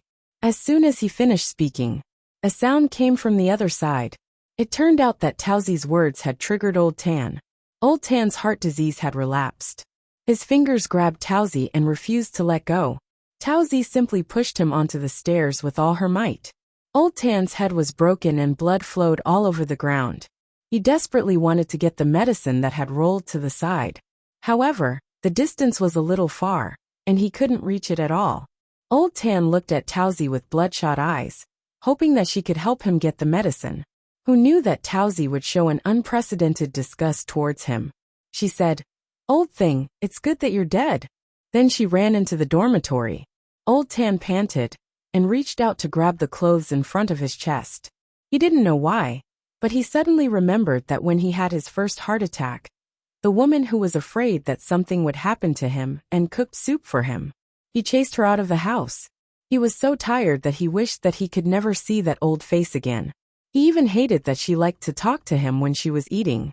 He felt that that was a reflection of a person's lack of upbringing. He hated that callous hand even more. It really made him lose his appetite. However, he had forgotten that without that pair of hands, he would have nothing. He would have even walked into the door of death long ago. No one knew how regretful Old Tan was. He looked at the sky and began to cry. He couldn't breathe at all. Fortunately, someone passed by and helped him call for an ambulance. However, Hellion Vivian saw the ghost servants that emerged from the darkness and followed Old Tan like a shadow. Chapter 1021. You saw them a long time ago? Hellion Vivian asked in a questioning tone, but her tone was very certain. Beligaju smiled faintly as he lifted her up and kissed her. Those reapers didn't dare to approach us because we were here. As long as that man was 10 meters away from us, they would naturally take his life. The reapers who were still walking in front of them all burst into tears. You also know how big of a danger you are to society. Also, we clearly didn't dare to approach because of you. Why did you drag Lord Phoenix into this? Lord Phoenix, I beg you, hurry up and bring this guy home. Perhaps it was because Hellion Vivian really understood the pitiful eyes of the reapers. She did bring His Highness home. However, because she had not recovered yet, she called in advance and was relieved to know that both her sons had gone to school. On the other side of the phone, Monkey asked her why she hadn't gone to the old car dealership for the past 2 days. Hellion Vivian said, "I've been busy with the night business recently." Then she dismissed him. After all, no matter how bold Monkey was, he would tremble at the thought of his boss doing the ghost-catching business at night. Although she didn't make much money from this mission, she still had something to gain from expiating an evil spirit. The first thing Hellion Vivian did when she returned to the villa was to take out the ruler she had bought to measure her height. After confirming that she had really grown 5 centimeters, she happily took out all the pencils and prepared to lie on the table to copy the scriptures. Beligaju looked at her seriously wearing a kasaya, and the smile on his face never disappeared. As a person who was evil from the beginning to the end, His Highness was naturally not satisfied with Hellion Vivian throwing him aside. Without thinking, he hugged Hellion Vivian, who was still copying the scriptures from behind. His right hand, which was wearing a black glove, lifted Hellion Vivian's left hand that was holding a pencil. He pretended to be deep in thought for a while and said, "Your nails are a little long. It's inconvenient for you to write."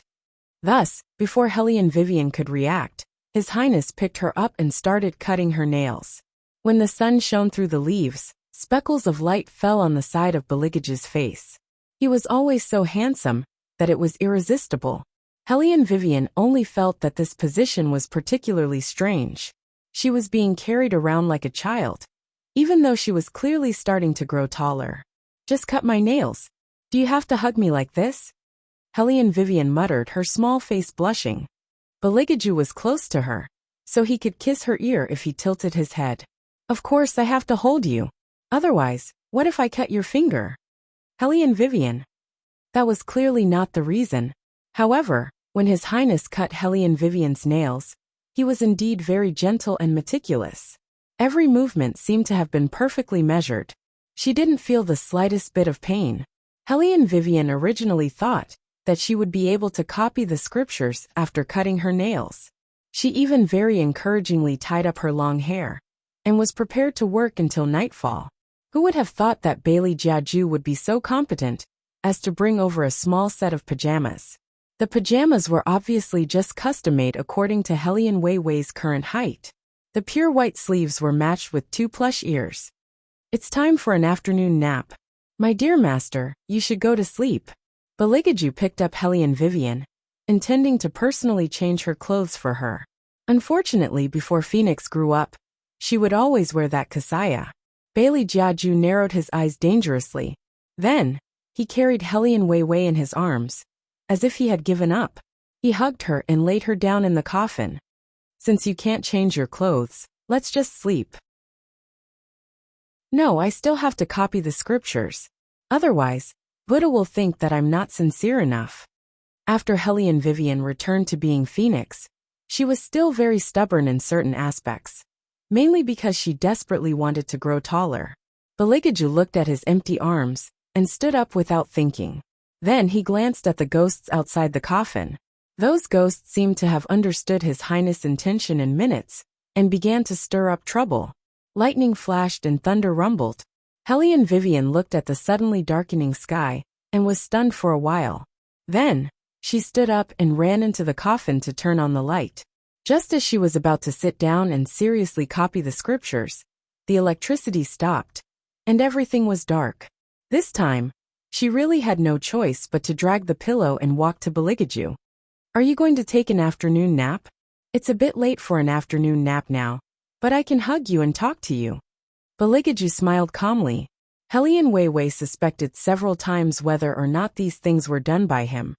But looking at a certain highness expression, she felt that she was probably thinking too much. In short, the two of them lay down in the black coffin again. Baligaju hugged the person in his arms with satisfaction. The tip of his tall nose rubbed against her jade-like neck. You smell like milk. I'll wash your hair tonight. My beautiful master should smell good from head to toe. Stay away from me. Hellion Vivian's body was still in the growth stage. Being treated like this was always very sensitive. Even her tailbone was a little numb. Baligaju liked to see her like this. He pressed Hellion Vivian's back, and then kissed the top of her head. Don't move. Your body can't handle me right now. Hellion Vivian couldn't be more shameless than a certain person. Her face was slightly red, so she let him do whatever he wanted to her. Probably because she was still growing, Hellion Weiwei fell asleep after a short while. She was snoring in her sleep. Her fair and tender little belly was exposed outside, which was very cute. Baligaju also closed his eyes. With Hellion Vivian in his arms, with his long legs, he didn't look like the great demon that everyone was afraid of. Instead, he was so clean and handsome that people only wanted to look at him more carefully. His eyelashes were very long and thick. His entire body was noble and cold. The ghosts wandering outside finally let out a sigh of relief. It had to be known that when His Highness narrowed his eyes, the water and electricity of the entire villa started to be cut off. If Wang Fei continued to copy scriptures and ignore him, the entire city would suffer. Fortunately, Wang Fei obediently slept with His Highness. Otherwise, the ghosts looked at each other and shook their heads with lingering fear. Hellion Vivian slept very well. When she woke up, she could see a certain His Highness face. She tilted her head and looked for a while. Then she pulled the blanket over and wanted to cover Baligaju, who knew that when she moved, she found that something was different. That's right, it was different. Her hand. Chapter 1022. N. Hellion Vivian felt as if all her rationality had been knocked out of her body along with his movements. Those who had never experienced such a feeling would probably never understand. All of her senses had been sucked away. She could only close her eyes and wrap her arms around his neck as he brought her to the peak step by step. But she didn't know that it was because of this one action of hers. Beligaju suddenly sped up. He pinched her slender, white and soft waist, half fiercely and half softly coaxing. Wei Wei, listen to me. Don't let go. Let me take you properly. Then be gentler. In the end, Hellion Wei Wei still couldn't resist. She lightly bit her lip and opened her mouth. Her long hair was stained with moisture, just like a flower that had been ravaged when it first bloomed. No matter what, it would only make people want her even more. Beligaju did the same.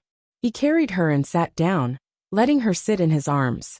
As he whispered in her ear that he would be gentler, he fiercely pressed her against him. When he kissed her neck, he didn't forget to tell her how hot and comfortable it was inside. In this aspect, Hellion Vivian was clearly no match for Beligaju. Her arms and legs were red from the rubbing, and a single touch would cause a string of numbness to rise. The lingering lingered for more than 2 hours. Hellion Vivian's body went limp as a certain someone carried her to the bathtub. The things in the villa were the most exquisite, and even the bathroom was very big.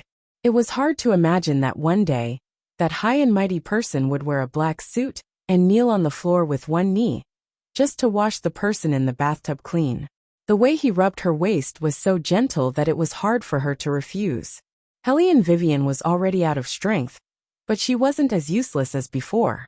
She just needed time to recover. Beligaju looked at her and couldn't help but lower his head, landing a kiss on her trembling eyelashes. Is the temperature of the water okay? Hellion Vivian opened her eyes and saw the way he served her. Beligaju looked like a demon deacon from a manga. Even the smile on his face was so gentle that it was charming. Sure enough, you're still too tired, aren't you? Beligaju pressed his fingers on her waist, looking rather self-reproachful.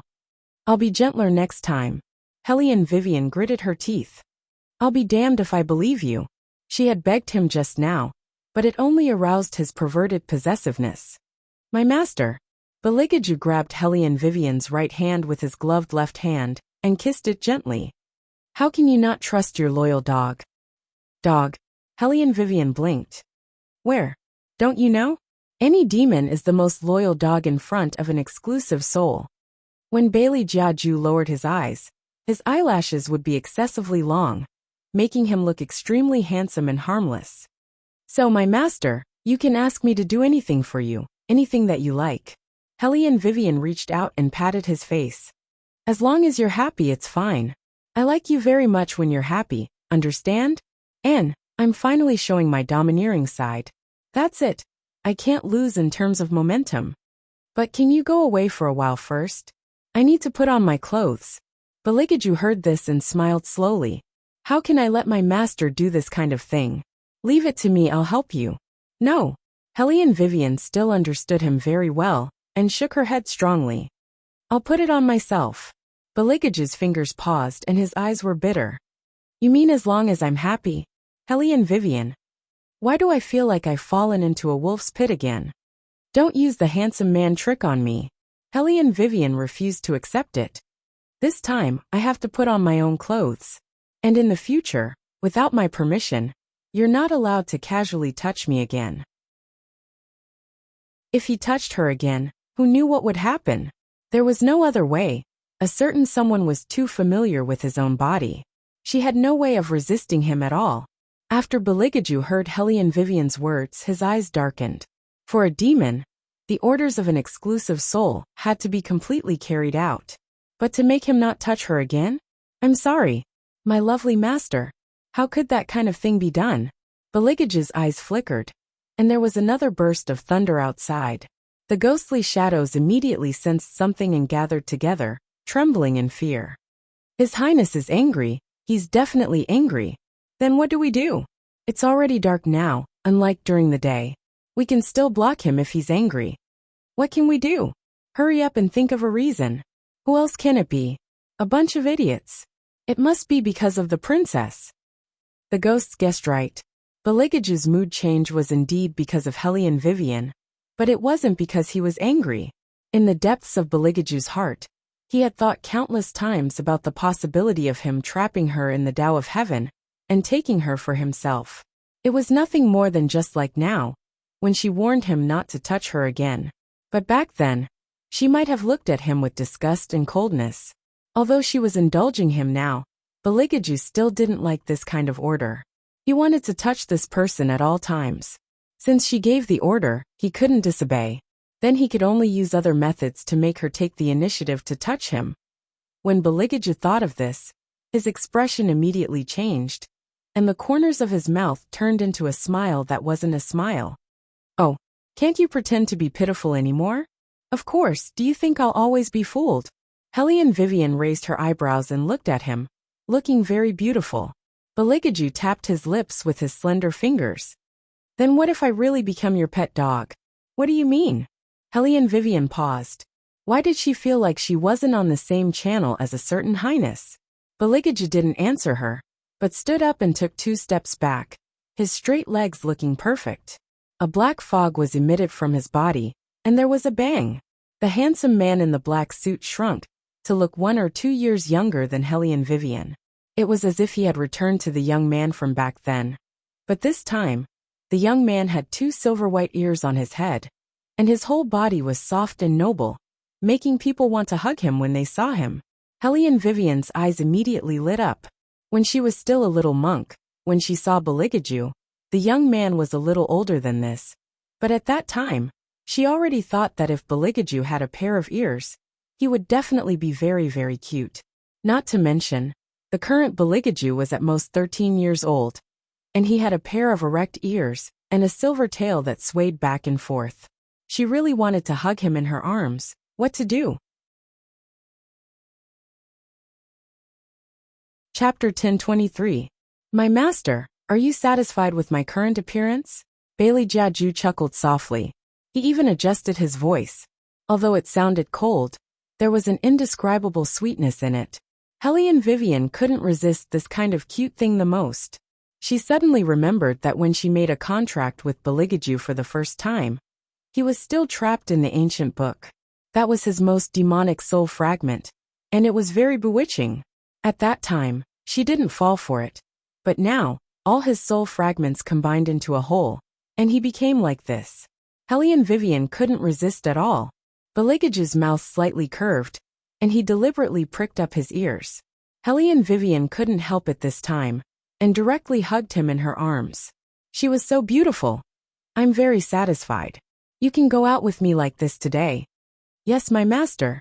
Baligaju increased his strength with a smile on his face, feeling every inch of her warmth, and gently raised his lips. He was very clear about what form to show at what time, but he hadn't been like this for a long time. At that time, he had just been born from chaos. The first thing he learned was disguise. Whether it was humans or demons, when facing cute things, they would always lower their guard. He relied on this natural appearance to lure food closer little by little, and then tore them apart. Except for Sakya and the King of Hell, very few people had seen his appearance at that time. Because this cute appearance only lasted for 40 days, he learned a more perfect disguise. She was elegant and noble, an existence that both the gods and Buddhas feared. Demons naturally knew how to win people's hearts. Not to mention the black-bellied Baligaju. But in this world, except for Hellion Vivian, there was no one else who could make this man willing to return to his original appearance. There was no one who didn't like Baligaju in this form. Hellion Vivian hugged a certain highness who was shorter than her, and felt that her heart was about to melt. She didn't care about him not touching her. But this wasn't Baligaju's ultimate goal. He wanted Hellion Vivian to take back that order. But a certain highness had always done things deeply. When dealing with a phoenix who was as vigilant as a fox, he had to give her enough sweetness. Baligaju allowed Hellion Vivian to touch his ears, and he didn't get angry. The tip of his nose rubbed Hellion Vivian's face, a little like trying to please her. But in fact, he just wanted to better take advantage of her. Hellion Vivian didn't notice Baligaju's thoughts, but she still pushed Baligaju away. Her eyes lit up as if she thought of something. Wait! Bailey Jiaju's dark eyes narrowed when he saw the duck that was about to fly away from his mouth. When he raised his head again, there was already a harmless smile on his face. Okay. I have to take a picture of you, Helene Vivian mumbled as she started to look for her phone. Oh, Bailey Jiaju replied. He raised his eyebrows but didn't say anything. He just smiled. Helene Vivian turned on the camera function and excitedly started to take a picture of a certain highness's ears. But just as she pressed the button, there was a screech. The phone screen turned black. And the rest of the appliances also rang. Helene Vivian was dumbfounded. I just bought this phone. It's just a brick. Bailey Jiaju strolled over, his eyes filled with light. What's more, don't you want to enjoy me all to yourself? His voice was very languid, and when the last syllable jumped, it was like a cat scratching gently. Helene Vivian thought carefully. If she took a picture of Baligaju, it might really cause unnecessary trouble in the future. But she still wanted to take a picture. As if he saw through Helene Vivian's thoughts, Baligaju's deep eyes lit up. If you want to see it in the future, I'll show it to you. Why leave a picture? Since he already knew that she had no resistance to his appearance, he would naturally make good use of it. That was why his little phoenix was still a little too inexperienced. However, her actions reminded him of something. Perhaps in a while, he could use his phone to take more pictures of her sleeping, and then blackmail her. He couldn't be blamed for thinking so much. It was really her order that made him very angry. Helene Vivian still didn't know what Baligaju was thinking. She reached out and touched his ears again. I want to see it, and you'll change? Without any additional conditions? Of course not. Baligaju knew that she was smart. Even now she was still wary. He slowly dug a hole for her. Look, I showed you this time. I didn't add any additional conditions, did I? Helene Vivian stared at his face for a few seconds. I still feel that something is wrong. You really don't have any other purpose? Why do you think so? Baligaju's voice sounded very gloomy, but his ears drooped. Am I not good enough? Helene Vivian was a little embarrassed by his appearance. Did she really measure the heart of a gentleman with her own mean measure? Cough. Helene Vivian coughed softly and reached out to hug him. She felt that it was really nice to hug someone softly. She also felt that his ears would sweep across her cheeks from time to time. She hesitated and began to compromise. If you don't like it, I won't take pictures. When ordinary people heard this sentence, they would basically forget about it. But His Highness was never an ordinary person. Demons were best at pretending to be obedient after taking advantage of others. Baligaju rubbed his ears against Helene Vivian's face. There was an indescribable loneliness in his expression. It's not about taking pictures or not. I just don't understand why you don't believe me. Helene Vivian was even more ashamed. It's my fault. I just asked casually. I always felt that it was too easy. Like I said, you are my master now. Baligaju raised his head and looked at her with deep eyes.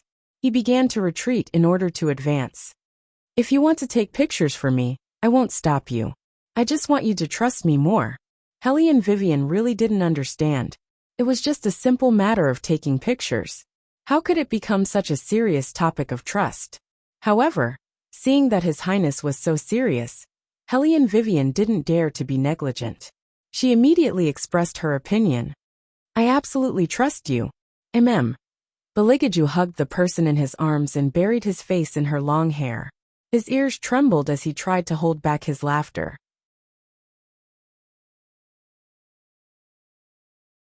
Chapter 1024. Helene Vivian thought that her actions had hurt His Highness, so she immediately pointed to the heavens and swore, I'll throw this crappy phone aside in a moment and never take photos of you again. Then what if I take a photo for you? Baligaju took the opportunity to ask. The hot-blooded Helene Vivian instantly said, Okay. As an arms tycoon, this kind of thing was a piece of cake. As long as it could make her other half happy, taking a photo was nothing. Baligaju looked at her and slowly smiled. He pulled her hand and kissed the back of her hand meaningfully.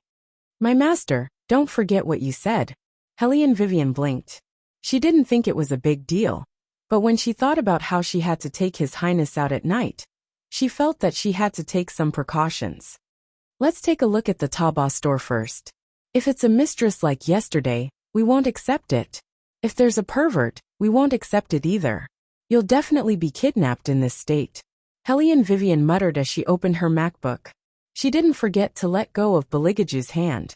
If that was the case, it wouldn't be him touching her. It would be her touching him. Beligaju didn't say anything. He wrapped his left hand around her waist from behind and put his face in her neck. The corners of his mouth curled up into a faint mischievous smile. Hellion Vivian allowed him to use the tip of his nose to sniff her neck. Sometimes, she would avoid it when she couldn't stand it. Most of the time, she let Beligaju do whatever he wanted. The main reason was that she always felt that His Highness's nervous system was more sensitive after he became smaller. As a more mature person, she had to be more meticulous. That's right, she had to be more meticulous. Hellion Vivian looked at the Taba page that popped up on the screen. To show that she didn't neglect His Highness, she even freed a hand and pressed Beligaju's left hand that was hugging her. Then, she continued to log into her Taba account. As soon as she logged in, a message popped up. The other party seemed to be very anxious. Hellion Vivian did not reply. The other party had already left 5 messages on the page. Every single one of them had some vague epiphany. Her first message went like this. Shopkeeper, are you there? I don't know why, but I can't get out of this place. Have I encountered a ghost? Then there was the second one. The strangest thing is that I wake up at night, and I can't sleep anymore.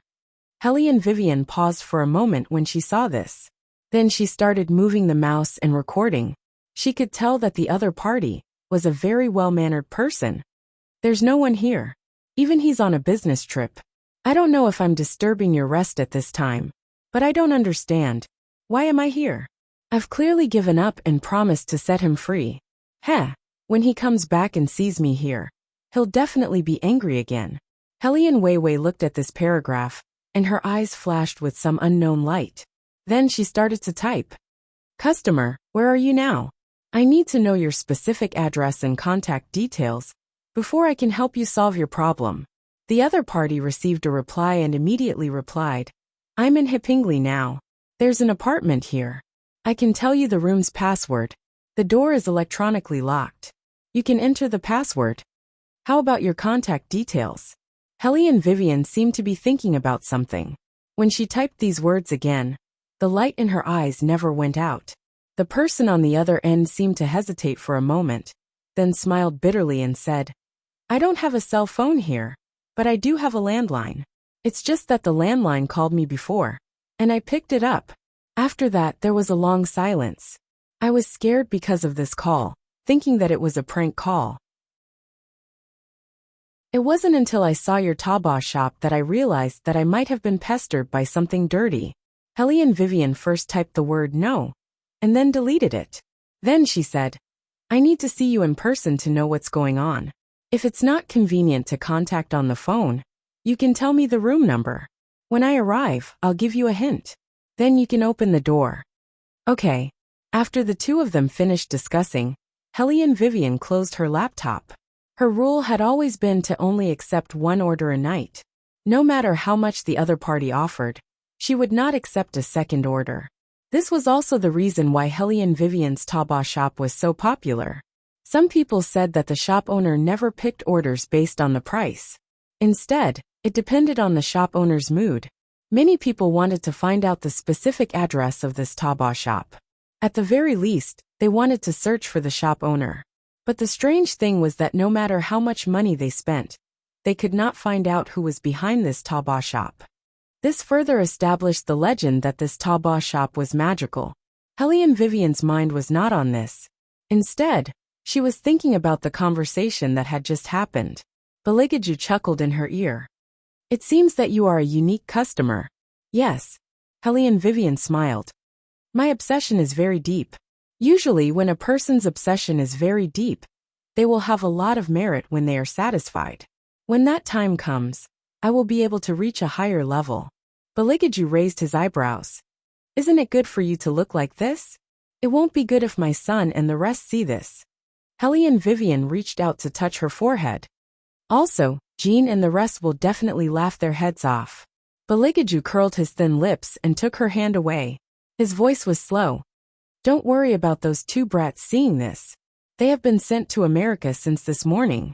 Shang Xie has an advertisement to shoot over there. He brought Qingchen and flew over there early in the morning. Hellion Vivian. Then, why did she stay in her room the whole day and not dare to go anywhere?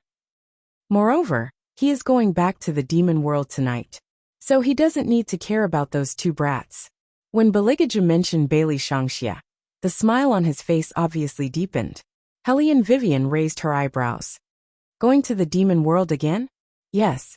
Beligaju smiled very innocently. In fact, how could he let go of a troublesome son who wanted to go to the company to ambush him?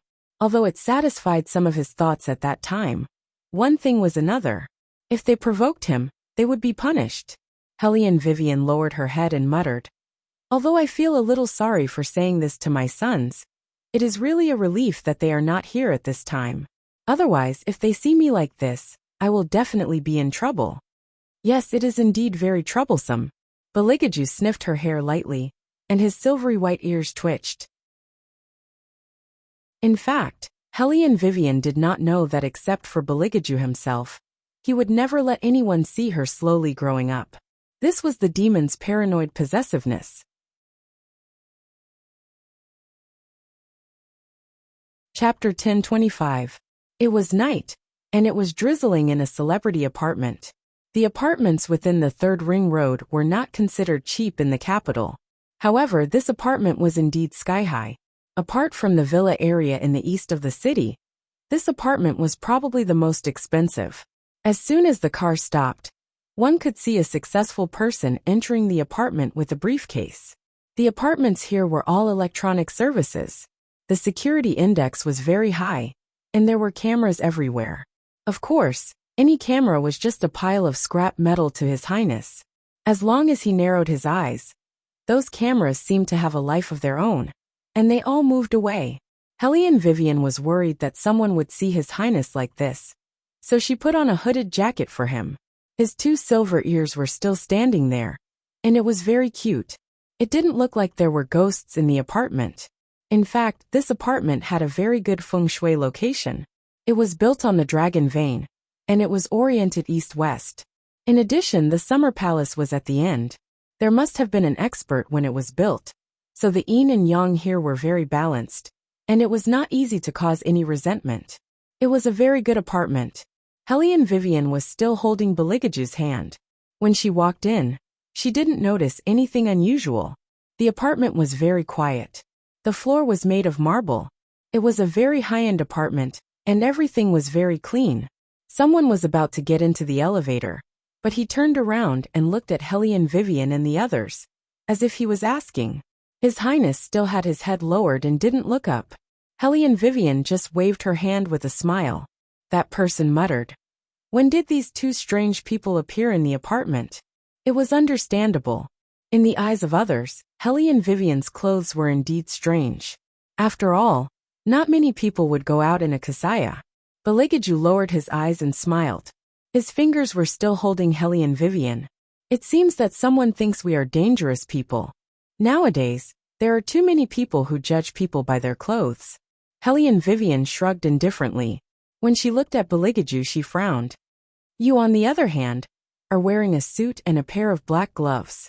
People who don't know better might think you're cosplaying. Why don't you change your clothes?" Beligaju looked at Hellion Vivian, and his thin lips fell on her fingertips, soft and cool. "Only this kind of clothes is more like your loyal dog. What's more, don't you like the feeling of abstinence?" Hellion Vivian glared at him. "How did you know? How could I not know what master is thinking?" Beligaju curled his lips and rubbed his ear against her neck again. "I even know which part of your body will react when touched." Hellion Vivian was still not used to being hugged like this in the elevator. Even if His Highness was in a cute state now, it was too embarrassing to be hugged like this in the elevator. Hellion Vivian coughed heavily and pushed His Highness away. "All right, we're on the 10th floor. Let's get down to business." Beligaju didn't like being pushed away, especially when that order was still in effect. "Why aren't you walking?" Hellion Vivian turned around in confusion. Beligaju smiled gently. "Nothing." According to their previous conversation, the two of them walked to room 101. Every apartment here was a double floor, and the door was also made of a very high-end material. The metal texture emitted a cold light under the light. Hellion Vivian didn't hesitate and started to enter the password on the electronic lock according to the person earlier. However, just as she pressed 2 numbers, the door was opened from the inside. Strangely, it wasn't a woman who opened the door. Instead, it was a very handsome man with a cold side profile. He had messy short hair and a pair of gold-rimmed glasses on his tall nose. He looked very familiar. Soon, Hellion Vivian remembered where she had seen him before. He was the national doctor, who had been very popular recently. Not only did he have a family background, but he also had excellent hardware. He represented the first hospital to participate in a foreign academic conference. After the media released the photo, netizens immediately circled him. After all, it wouldn't be an exaggeration to say that such a man was a winner in life. There were also many women who wanted to marry him. However, those women more or less gave up after seeing the photo, because there was a beauty standing beside the man. According to industry sources, the two of them were a golden couple. Not only did they specialize in the same field, but they were also fellow students from the same school. They were a perfect match. When Hellion Vivian saw the news, she hadn't seen Baligaju yet. She was playing Plants vs. Zombies with Qingchen when the photo popped up. She didn't expect to see the real person here. The man seemed to have just taken a shower. Even his short hair was wet. When he narrowed his eyes, he gave people a very unapproachable feeling. He looked at Hellion Vivian and the others with vigilance. Even his voice was cold. "Who are you?" Hellion Vivian laughed and blocked a certain highness. Then she said, "We are Lanya's friends. She asked us to come here to get something. I wonder if it's convenient for you, Mr. Chen?" The man suddenly trembled, and the expression on his face changed. With a hint of mockery he said, "What does she want? Why didn't she come here herself?" "Probably because she was afraid of disturbing you, Mr. Chen." The corners of Hellion Weiwei's mouth were still smiling, but at that moment, she looked past the man's figure, and her gaze fell on a shadow behind him. That was her guest this time. It wasn't a ghost. But this time, it was a soul trapped in this house, Lanya, who came to find Vivian. Except for Hellion Vivian and Baligaju, no one else could see Lanya at all. At this time, Lanya was looking at the man, her eyes full of unspeakable sadness. The man was still smiling with a hint of coldness. "If she was afraid of disturbing me, she wouldn't have asked you to come here. Where is she now?" Lanya shook her head at Hellion Vivian. Hellion Vivian immediately understood what Lanya meant. She lied. "She has been in a bad mood recently. One of our male friends accompanied her abroad. Mr. Chen, you are a medical student, so you should know very well that the best way to forget the previous relationship is to find a new one to replace it." The man's fingers paused and then he laughed. "It's enough to use the same trick once. Why would she use it a second time? When did she become so stupid? Since that's the case, please tell her clearly what you want and ask her to come and get it in person." Hearing this, Lanya lowered her head. Her long hair slid over her face and covered all her expressions. But even so, it couldn't hide the sadness emitted from her.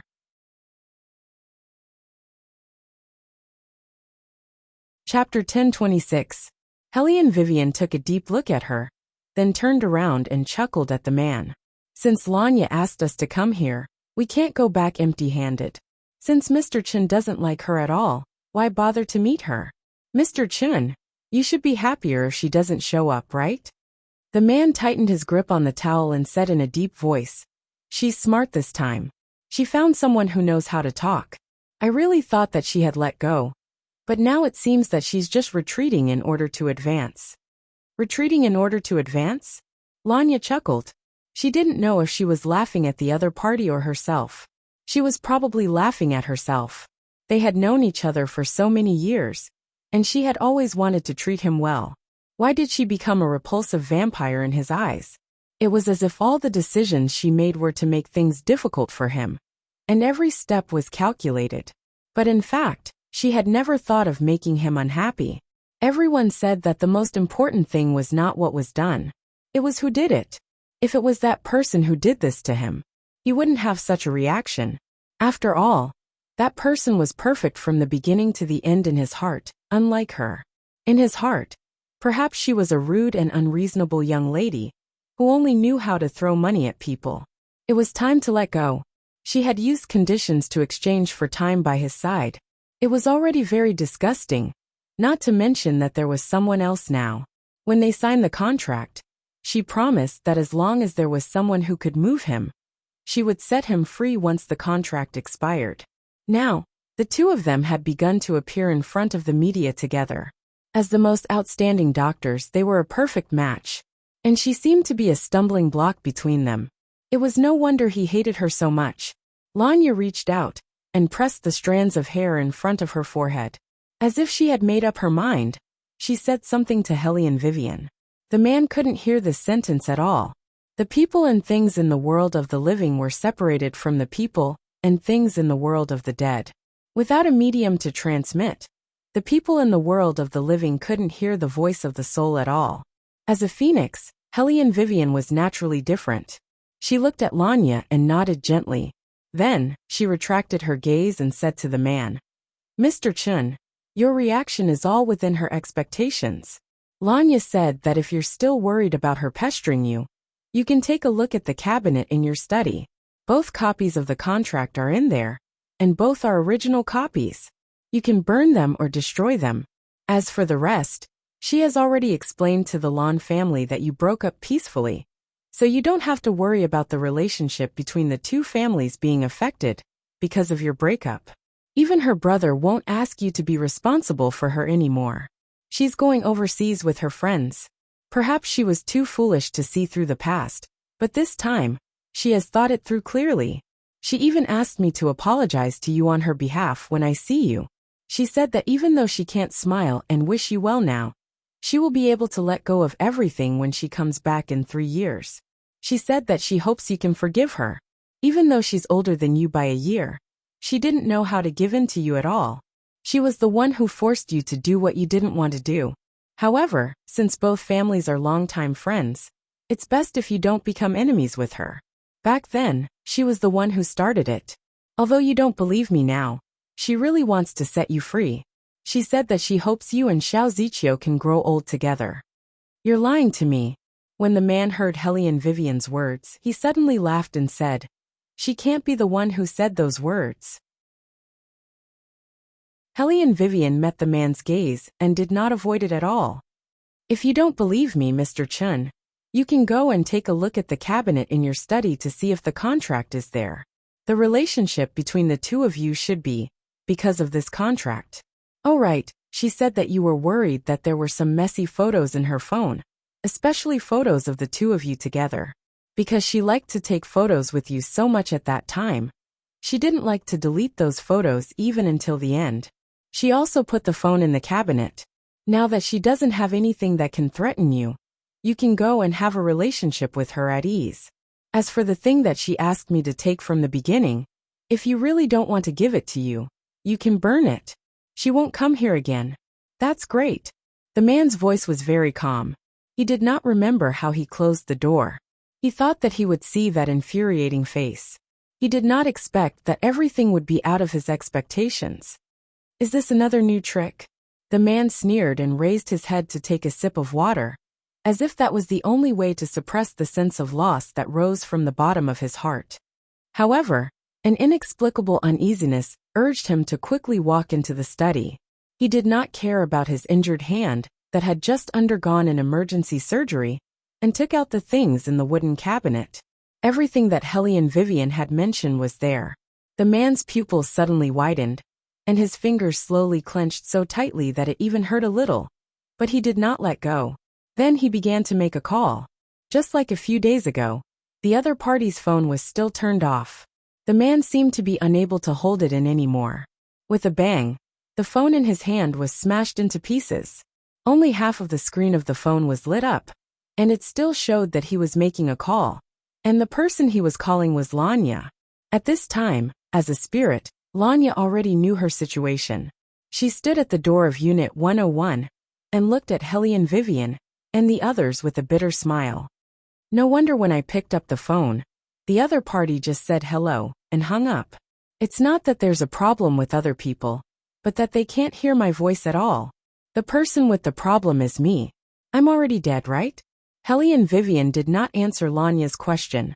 Instead, she chuckled and asked, "You appeared in this apartment from the moment you opened your eyes, and you never left after that?" "Yes." Lanya nodded. Helene Weiwei looked around and asked, "Have you ever thought of leaving?" "I thought about it, but I can only walk out of the door at most. I can't go anywhere outside." In order to clarify, Lanya took a tentative step forward, but it was useless. It was as if she was trapped here by something. Helene Vivian reached out and touched it, and a light flashed in her eyes. "It's obsession."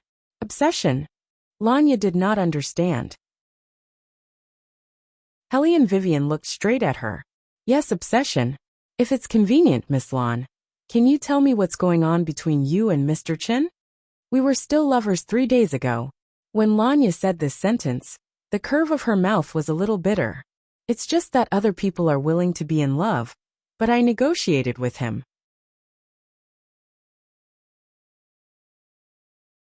Chapter 1027. Hearing such an answer, Helene Vivian did not interrupt Lanya, but signaled her to continue with her eyes. Lanya took a deep breath, her fingers were stiff, and her voice was a bit hoarse. "Our families are aristocratic families, and we have known each other since childhood. Originally, I was very close to him. Although I was 1 year older than him, he often took care of me. We grew up in the same courtyard, and we liked to form cliques when we were young. He regarded me as his last buddy, and took me with him wherever he went and talked to me about everything. But I didn't want to be his buddy, because I liked him too much. Later, something happened to the Chen family. My family members tried many ways to temporarily save the Chen family. After Uncle Chen was imprisoned, the responsibility of the Chen family fell on him. He seemed to have grown up all of a sudden. He wanted to abandon medicine and go into business. He even wanted to take a leave of absence from school and follow his uncle to do business in Shenzhen. I knew that he made these decisions because he wanted to make a lot of money in a short time. I also knew how happy he was when he talked about the medical profession. So I took all the money to him and told him that as long as he agreed to be my girlfriend, I would give him all the things he wanted. I was probably the most despicable person. I clearly knew his weakness, but I still took the opportunity to get him. He didn't agree at first. Later, I don't know what happened, but after a drink, he had sex with me and signed a contract with me. I would do my best to help him enter the hospital, and he would stay with me for 3 years. Once the 3 years were up, the contract would automatically terminate. I couldn't forget the cold and emotionless eyes he looked at me at that time. Fortunately, he agreed, and I deceived myself and got together with him. Every one of us thought that the Chen family would be doomed this time. Fortunately, my father didn't give up dealing with it. Coupled with the political change, not only did Uncle Chen survive, but he also got a promotion after half a year. He clearly said that he would exchange more money for the contract, but he didn't understand how important the contract was to me. I selfishly thought that since he didn't like anyone, I could have him for 1 more day. So I refused him. He probably hated me for a long time, and avoided me when he saw me for a long time. It turned out that what was not yours would never be yours. At the beginning of this year, when he saw Xiao Ziqiu for the first time, I knew that it was time for me to let go. I didn't like myself at that time, and I was afraid that he would go out to eat with Xiao Ziqiu. I was afraid that he would appear on the same page as Xiao Ziqiu. My life was not stable, and I started to lose my temper. I reminded him that the contract was not up yet, and he looked at me as if he was looking at a pile of trash. Maybe this was God's punishment for me, punishing me for having wishful thinking. He will eventually fall in love with someone else. Why did I stop him from pursuing happiness? I clearly wanted to make him happy. Lanya said with tears rolling down her cheeks. After Xiao Ziqiu appeared, I really gave up. I told myself that I should let go, but I don't know why I am still here. You still like him? Helene Vivian said affirmatively. She raised her eyes and looked at Lanya. Lanya nodded. Her throat was a little sore. So, I still tied him up? If that's the case, you can beat my soul into oblivion. I don't want to continue like this. In his mind, I might be a detestable person, but I can't change that. Ever since I can remember, This person has been by my side. I was afraid that he would leave me one day, so I used such a vicious method. Now he has someone he likes. I saw the photos of them together. He looked at her very gently. I don't want to hold him back anymore. Miss Lon. Helly and Vivian looked at her. What if you are still alive? Lanya paused. I'm still alive? You are a living soul, not a dead soul. Helly and Vivian explained in a very professional manner. As an exorcist who has been hired, I have the right to solve the fundamental problem of the guest. As long as I can find your body and solve the reason why you are trapped here, I can send you back. Of course, the time can't be too long. How many days have you been in this situation? Lanya shook her groggy head. I think it's been 4 or 5 days. I don't really remember. You still have 2 days to return to your body. This is commonly known as the first 7 days. If you return before the first 7 days, you will be able to extend your lifespan. Once you exceed the first 7 days, your soul will be infected with the aura of death. At that time, the ghosts will appear and take you to the underworld to reincarnate. Now we still have time. Helly and Vivian's voice was very light. Lanya lowered her eyes slightly. If I can come back to life, I will probably go abroad first, like what you said at the beginning, to relax. I probably want to escape. I have known him for too long, so long that I feel heartache whenever I see him. But people are like that. They have to grow up eventually. I will stay abroad for 3 years and forget about him a little every year. When I have completely forgotten about him, I hope to come back and face him and his wife with a smile. I want to give him my blessings. Even if we are not lovers, we have been playmates since we were young. I don't know if he will still hate me as much as he does now, or if he will think that I came with ill intentions. But what I want to do is simply to return to the position of a good friend in my heart. Okay. Helly and Vivian smiled. Miss Lon, you are very worthy of my help. Worthy? Lanya always felt that this shop owner's words were very interesting. What surprised her was that the shop owner was only about 15 years old. Chen Jindong might have already thought that she did not matter. Otherwise he would have noticed this. How could she have a 15-year-old friend by her side? Lanya smiled. The weight on her shoulders seemed to have lightened a little. She felt a stab of pain in her heart. But compared to the first day, it was much lighter. Humans were probably like this. The pain would not be so painful after a while. Helly and Wei Wei looked at her expression, and her smile deepened. I personally like the feelings of childhood sweethearts, and I also like Miss Lan's character. It's just that Miss Lan doesn't have any idea of the cause of her own death. Don't you think it's strange? Cause of my death. Lanya subconsciously wanted to think of something, but the image was a flash of pain. The pain was so severe that she could not bear it, and held her head. Helly and Vivian reached out and grabbed her slender wrist, somewhat worried. Stop thinking now. Do you feel better? Lanya nodded, but her face was still pale. Helly and Vivian turned to look at a certain prince who had not said a word since the beginning. What do you think?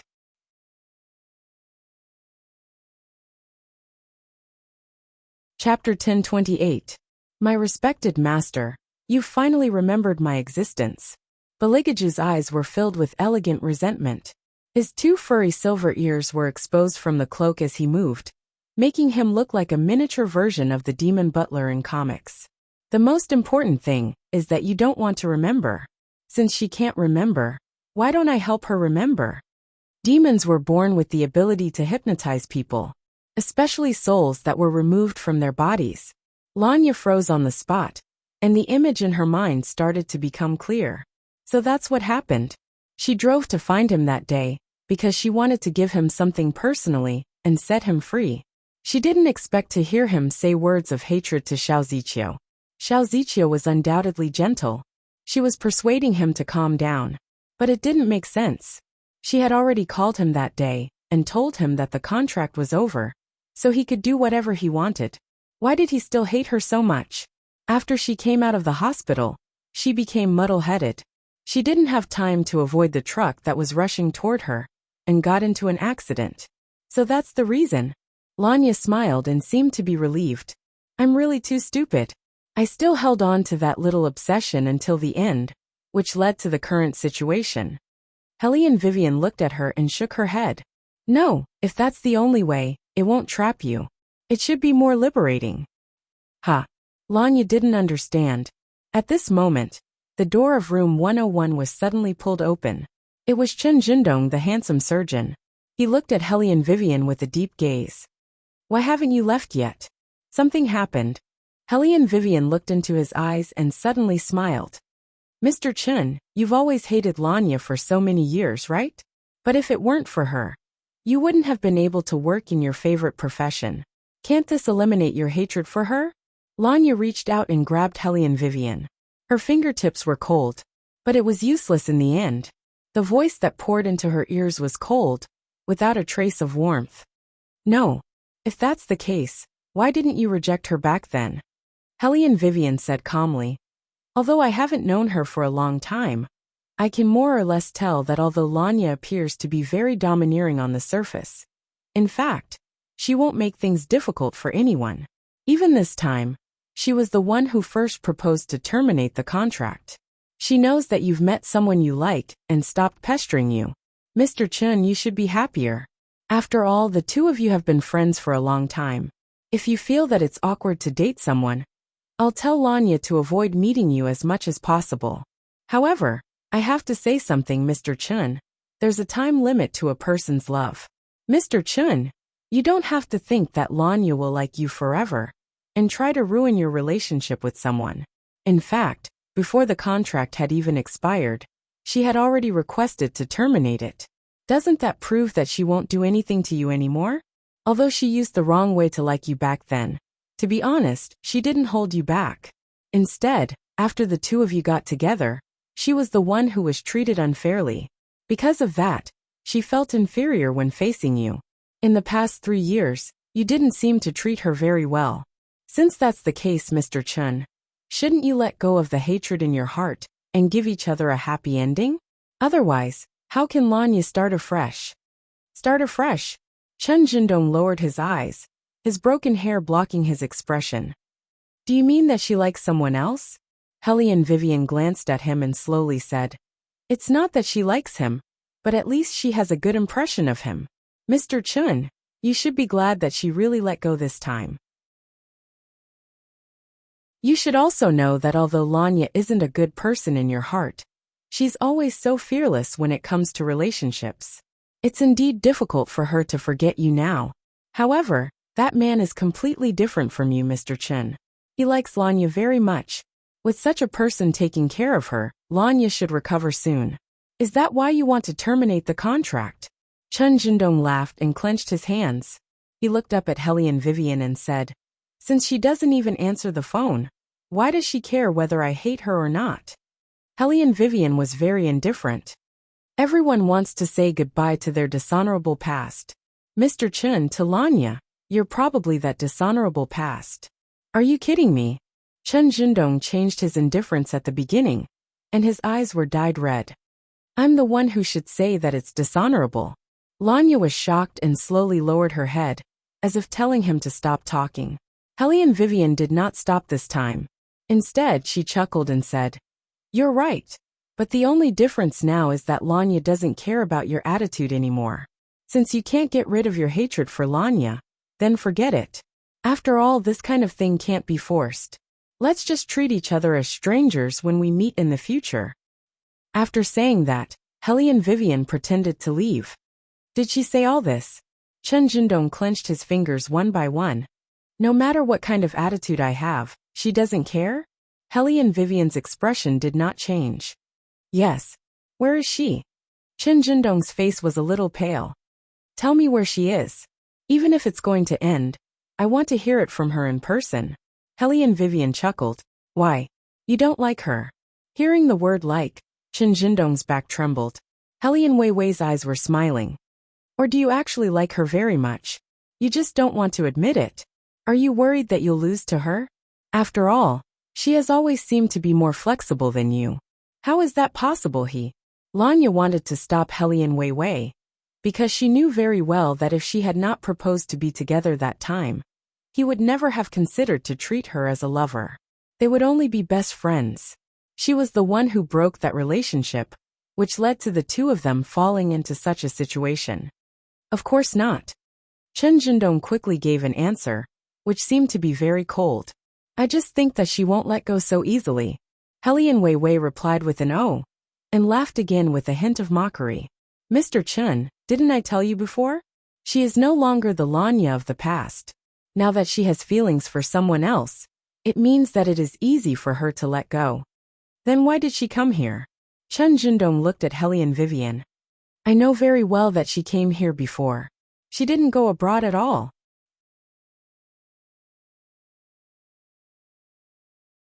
Chapter 1029. Lanya was shocked again, and she looked a little flustered. Helian Vivian asked calmly. If she really came, why didn't you see her? Chen Jindong was suddenly speechless, because even he did not know why he could not see her, when he clearly felt that she had been here. Actually, Mr. Chen, why are you wasting your time on Lanya? Helian Vivian saw that he was deep in thought, so she chuckled and continued. I heard from Lanya and read the news. You should be ready to pursue someone else. Since that's the case, why don't you two break up peacefully? Chen Jindong did not speak again. In fact, Lanya knew very well what he was thinking. He was probably still worried. After all, she only asked him if he wanted to break up with her. He drove her out of the house. It was raining that day, and it was extremely cold when the water droplets fell on her body. She did not cry. The next day, she had a fever of 39 degrees Celsius, and she was alone in the hospital with a blanket. Through the window, she could still see him and her walking together in their white coats. Thinking about it carefully, it was from then on that she seriously considered breaking up with him. Who knew that after she recovered and calmed down and wanted to have a good talk with him, she would get into a car accident because she could not accept that scene.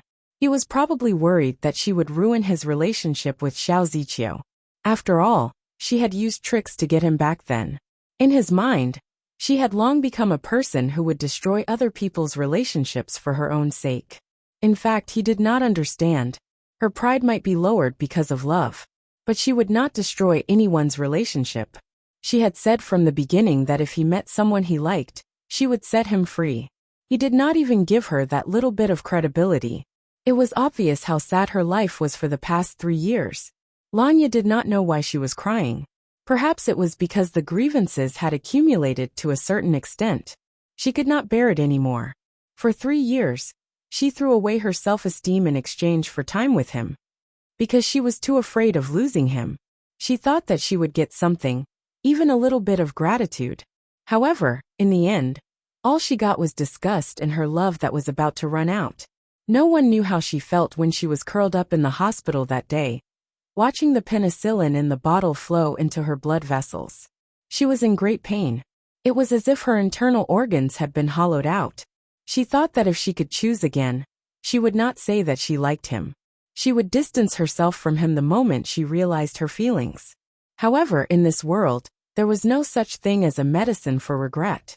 Lanya was somewhat glad that the heavens had let her get into this accident. If it wasn't for this car accident, she might not have known how insignificant she was in his heart. He had never been a person who liked to take photos. However, there was a group photo in the book. There were many people in the group photo.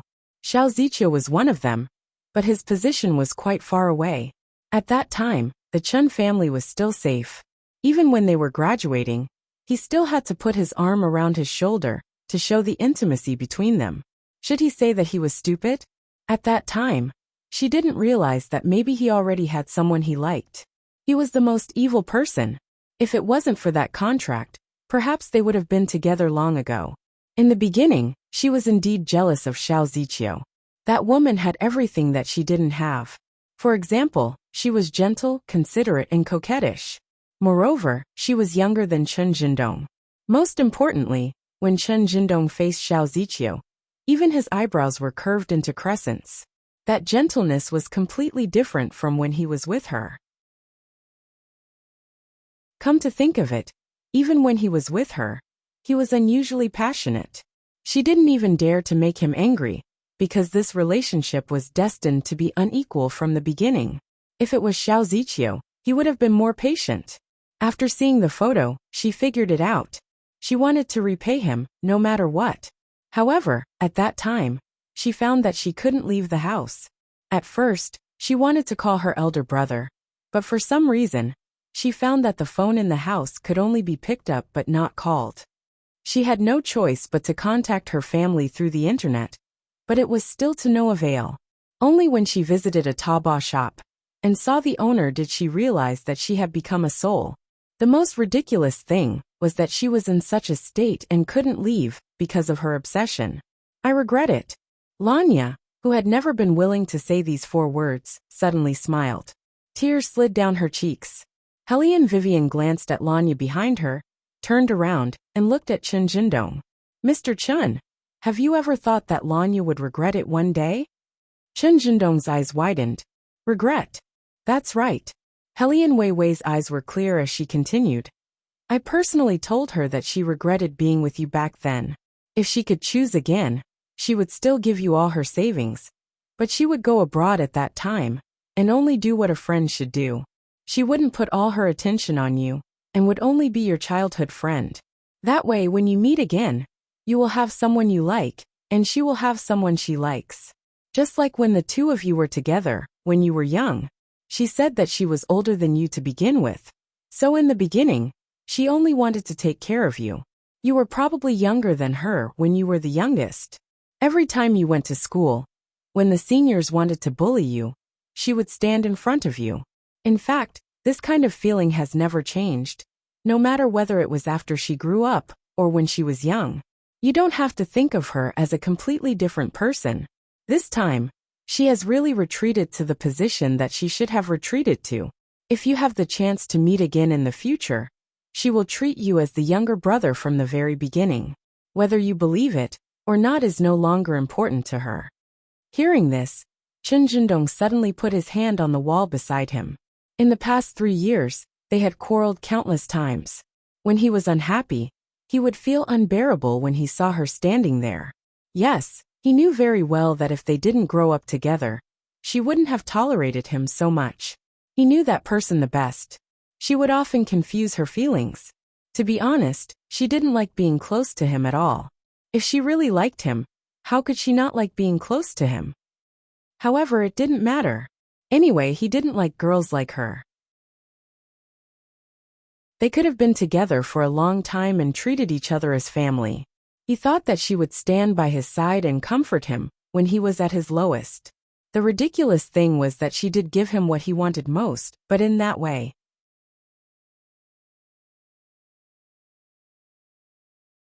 Chapter 10:30. Gap. Yes, for the first time, he realized that there was a gap between him and her. She was the most beloved daughter of the Lan family. As for him, he was no longer the young master of the Chen family that everyone fawned over. This twisted relationship lasted for half a year. Half a year later, he thought that he was finally free. After all, the Chen family had returned to its original state. But she refused to let go of him. She should know how much he hated to be tied down. She said that she liked him every day. However, whenever he was close to her, she would always show a troubled expression. Did she think that he didn't know that she would hug him and look at him with forbearance every time after they were done? If she really liked him, how could she forbear? She was just protecting him according to her childhood habits. He knew that she didn't even like to spend the night with him. Most of the time, she didn't talk to him about her feelings anymore. It was also that year that she started working and made new friends. They were together, but they didn't know about each other. Even the people who appeared around her were equally mature. She probably liked that kind of person. One day, she would understand that she didn't love him. Anyway, he didn't like her at all, so he didn't care about her feelings for him. He thought about it and counted the days until he could be free. But when the day came, he didn't know why he was angry. That night, she sent a text message to her eldest brother. In fact, he saw all of it. She wanted to break up with him. She said that they weren't suitable for each other. They had been together for 3 years, and now she said that they weren't suitable. He looked at her and got more and more annoyed, so he simply drove her out. The next day, she sent him a message saying that she wanted to talk to him. It was clear what she wanted to talk about. After all, the 3-year contract was about to expire. She had used many tricks in the past, and every time, she wanted to keep him. But he knew that if she really wanted to break up with him, she wouldn't use tricks. After he received the message, he was a little annoyed. He probably didn't like her coming to the hospital. Xiao Ziqiu saw it. She was worried that something would happen to him during the surgery in the afternoon. So she stayed by his side. She made him wait for her for a whole afternoon. But she didn't show up. Was she backing out again? While he found it funny, he also felt relieved for some reason. This time, it should be the same as before. There shouldn't be any problems. She did not appear for the next few days. He was used to it, and was probably thinking about how to keep him here. But what was this? Asking someone else to break up with him? Lowering his head, Chen Jindong forced the words out of his mouth. Where is she? Helene Vivian stopped in her tracks and asked. Mr. Chen, do you really want to know? Yes. Chen Jindong sneered. Does the man she likes really exist? Why do I feel like you're lying to me? Helene Vivian looked at him meaningfully and said, everyone will only choose to believe what they want to believe. Of course that person exists. Not only does she exist, but she also treats her very well. Mr. Chen, do you know? People need to compare themselves before they know what kind of life suits them better. She found someone more suitable for her than you. Besides, are you really sure that she got together with you because of love? Chen Jindong paused. Helene Vivian continued. Women like to think that dependence is love. When true love appears, she will wake up. I'll be frank. Lanya doesn't want to see you anymore. These words seemed to carry a lot of killing power. Chen Jindong's expression was not visible, but his voice was calm. I see. He had expected this day to come. When the two of them were intimate, and she showed that kind of expression, he thought. He knew the result. He felt the same, didn't he? He didn't like this relationship. The two of them were not supposed to be together. Yes, that's right. Mr. Chen, you can put down your burden and stay with Miss Xiao forever. At this point, Helene Weiwei paused and smiled evilly. However, if Mr. Chen changes his mind, you can contact me at any time. Maybe I will tell you something about Lanya. Is it necessary to contact me again? Chen Jindong took the lead to walk in front of Helene Vivian and pressed the elevator button. What happens to her has nothing to do with me. Yes, it doesn't matter. Lanya looked at the slender figure, and for the first time, a smile appeared on her face. She was relieved. Her thin lips gently spat out 2 words. Bye. There was no need to say goodbye, because they would never see each other again. Helene Vivian looked at her and said, try to keep up with him. I've told you before that I can't leave this room. Lanya said as she strode forward. To her surprise, she was actually able to keep up with Chen Jindong's back. Lanya's eyes began to open wide. This was the first time she had stepped out of this area in so many days. Helene Vivian seemed to be sure of something and smiled. Sure enough. What? Lanya was puzzled. At this moment, Beligaju walked over and wanted to hold Helene Vivian's hand, but he stopped in mid-air. His eyes were a little gloomy. My master, you're getting more and more cunning. When you lie, I really want to bully you. Who can bully you in this state? Helene Vivian reached out and rubbed his ears, smiling very happily. Beligaju also smiled wickedly. Indeed, I can't do anything in this state. However, how could he guarantee that he would always be in this state? So his master was sometimes really naive and cute. However, she was still very cunning, and had not removed the command until now. Okay, Lanya's figure is almost out of sight. We must hurry up and follow her. Helene Vivian said as she held Beligage's hand and ran downstairs. She was even faster than the elevator. She followed behind Chen Jindong, and did not fall behind at all. Chen Jindong seemed to have made an appointment with someone, and went to a bar. It turned out that he had made an appointment with Xiao Qingqiu. Helene Vivian instinctively looked at Lanya's expression. Should she say that she was really calm? There was even a gentle smile on her face. Helene Vivian gave her a look, wanting her to come over. After all, the living were different from the dead, and they were easily targeted by evil spirits. Of course, from the moment Bailey Jiaju entered, all the ghosts were like antelopes that had sensed danger. Every single one of them fled in panic. Even Helian Weiwei turned her head and glanced at Bailey Jiaju strangely. Logically speaking, His Highness had always kept a low profile. Why was he so abnormal today, not hiding his demonic aura at all?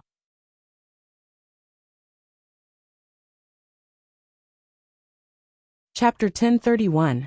Don't you want to cover it up? Helian Vivian raised her eyebrows and reminded His Highness. After all, it was a messy scene to see a group of ghosts trembling in front of a cute little thing. Baligaju was gentle. He looked at the ghosts with a smile and asked, "Am I scary?"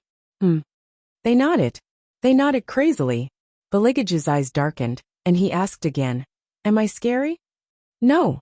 The ghosts were very perceptive. Baligaju's silver-white ears stood up. He was still wearing the black gloves and smiled. "You're good at talking." They didn't want to tell such an obvious lie. But why was the great demon in such a bad mood? This was simply a trial for them. Helian Weiwei glanced at the ghosts who were shivering and saying one thing and meant another. His Highness seemed to be in a bad mood. However, after thinking about it carefully, she still couldn't figure out why he was upset. Let these ghosts play with His Highness for a while. The ghosts were speechless. Was this a joke? This was clearly a one-sided threat to them. Helian Vivian put all her attention on Lanya and didn't pay much attention to His Highness. Lanya couldn't be too far away from Qinzhendong. The maximum distance between them was 2 meters. Fortunately, the sofas in the bar were not far away. As long as they sat with their backs to each other, Qinzhendong wouldn't be able to see Helian Vivian. The sofa was very high and soft. With such soothing light music, they could hear each other's conversation clearly. Don't drink anymore. Probably because Qinzhendong drank too fast. Xiao Ziqiu couldn't stand it anymore and reached out to stop him from raising his glass. Qinzhendong smiled, tilted his head, and lit a cigarette in his hand. He seemed to be very obedient. Lanya was sitting opposite Helian Vivian, so she could see this scene clearly. However, Qinzhendong couldn't see her. She thought about how they used to get along. She was always the one who accommodated him. Even then, she couldn't make him smile like this. It was time to understand. Sometimes, I wonder if the heavens made me a soul so that I could give up sooner. Lanya retracted her gaze and smiled at Helian Vivian. Now that I see them interacting like this, I realize how silly I was in the past. Helian Vivian did not say anything. Lanya paused and raised her head. Her expression was very serious. I want to live, you know? If I die just like that, those 2 people will definitely feel guilty, because I became like this because of them. I don't want to be so lowly anymore, to be someone's supporting role. And I don't want their guilt and regret. I want to not owe each other anything. In this way, do you still think I have an obsession? Let's continue this topic later. Helian Vivian looked at her vibrating cell phone and suddenly smiled. There's a call. Let's hear what Mr. Chen has to say. Lanya was stunned and looked at Qinzhendong, who had drunk more than 10 bottles of wine.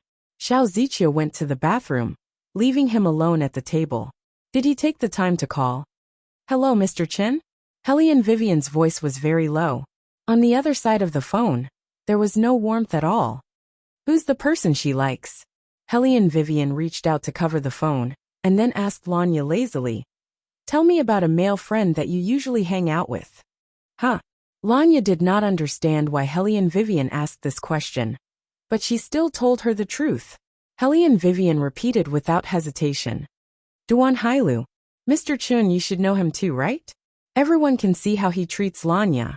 I don't believe you. Qinzhendong's voice lowered. He seemed to be talking to Helian Vivian, but also seemed to be talking to himself. I don't believe you. Helian Vivian was calm. Mr. Chun, it's okay if you don't believe me. Forget it. Qinzhendong sounded drunk. I'm not calling to listen to you lie to me, but to ask you to tell her that the contract hasn't expired yet. If she doesn't want me to terminate it, she should come back quickly. Didn't she do so many things just to get this result? Upon hearing this, Helian Vivian looked up at Lanya. Lanya did not look at Qinzhendong again. Her heart was a little numb. He thinks that I did all these, but in fact there's no difference. Even if I've become a spirit, I'll still stay by his side because of my obsession. If I were him, I'd feel the same way when facing such a shameless person. Helene Vivian looked at Lanya and let the phone remain silent. Then she said faintly, "I'm not talking about you but him." Lanya was shocked. "What do you mean?" Helene Vivian did not answer Lanya's question immediately. Instead, she said to Chen Jindong, "Mr. Chen, I don't want to beat around the bush with you anymore. You're the one who was nice to other women, and you're also the one who gave up on Lanya. Why do you think that Lanya will stay put and wait for you? Maybe you'll receive an invitation from Lanya soon. Are you being unreasonable just because you're younger than her? I'm really sorry, but I won't help you pass on your message, because I don't want my friend to be disturbed by her ex-boyfriend when she's pursuing her happiness. To be honest, Mr. Chen, if you keep this attitude, Lanya might even hate you when she sees you again." Hate? Chen Jindong was shocked. He even had difficulty breathing. So, she's really in love with someone else. Yes. Helene Vivian's words were very simple. After getting such an answer, Chen Jindong did not say anything else. Instead, he looked down and hung up the phone. He did not keep drinking like he did just now. Lanya smiled. He's probably not bothered about me anymore. I know that she's really in love with someone else. I'm relieved. As expected, Xiao Ziqiu walked over and reached out to touch his head. Then, he hugged Xiao Ziqiu in his arms. From Lanya's angle, she could still see Xiao Ziqiu's slightly red face. Lanya thought that she could finally be free. After she died. Yes, she died. If this went on, she might not be able to return to her body. But it did not matter. Finally, he could pull out all the thorns in his heart one by one. They all said that love had no substance. Wait until you feel the pain in your heart for the first time. Then, you'll realize that you've fallen in love with someone. She fell in love with him too early. Therefore, even forgetting was painful for every bone in her body. She had to disassemble and reassemble herself, and then watch him embrace someone else. As long as she did this, she could say it casually. Chen Jindong, I don't like you anymore. It's true. I don't like you anymore.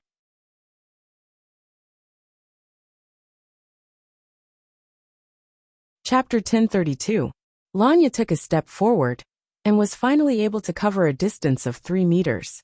At that moment, she knew that she had let go of everything. She turned around and thanked Helene Vivian. Helene Vivian narrowed her eyes and said, "I didn't do anything, because I can't send you back yet." "That's good enough," Lanya said with a smile. "There are less than 3 days left. Before that, I can still maintain this appearance to see my family and friends. Unlike the previous few days where I can only stay in the same place. Shop owner, I hope you and the person you like can be happy." After that, Lanya glanced at Beligaju, who was sitting next to her, and said, "You two are a good match." Helene Vivian did not know how Lanya could tell the relationship between her and His Highness. She was stunned for a moment. Beligaju, who had been silent all this time, looked up and smiled elegantly. "Thank you, we will." Lanya did not say anything else. She took one last look at Chen Jindong and turned around, tears flowing down her cheeks. Her back was very straight. She was fearless, just like every time she negotiated a contract in the business world. However, there were scars behind every strong front. Lanya left too quickly, so she did not know that right after she left, a hoarse voice sounded in the bar. A hoarse voice came from the bar. Can her liking only last for so long? 3 years. No, that's not right. She didn't like me from the beginning. Helene Vivian turned around and looked at him.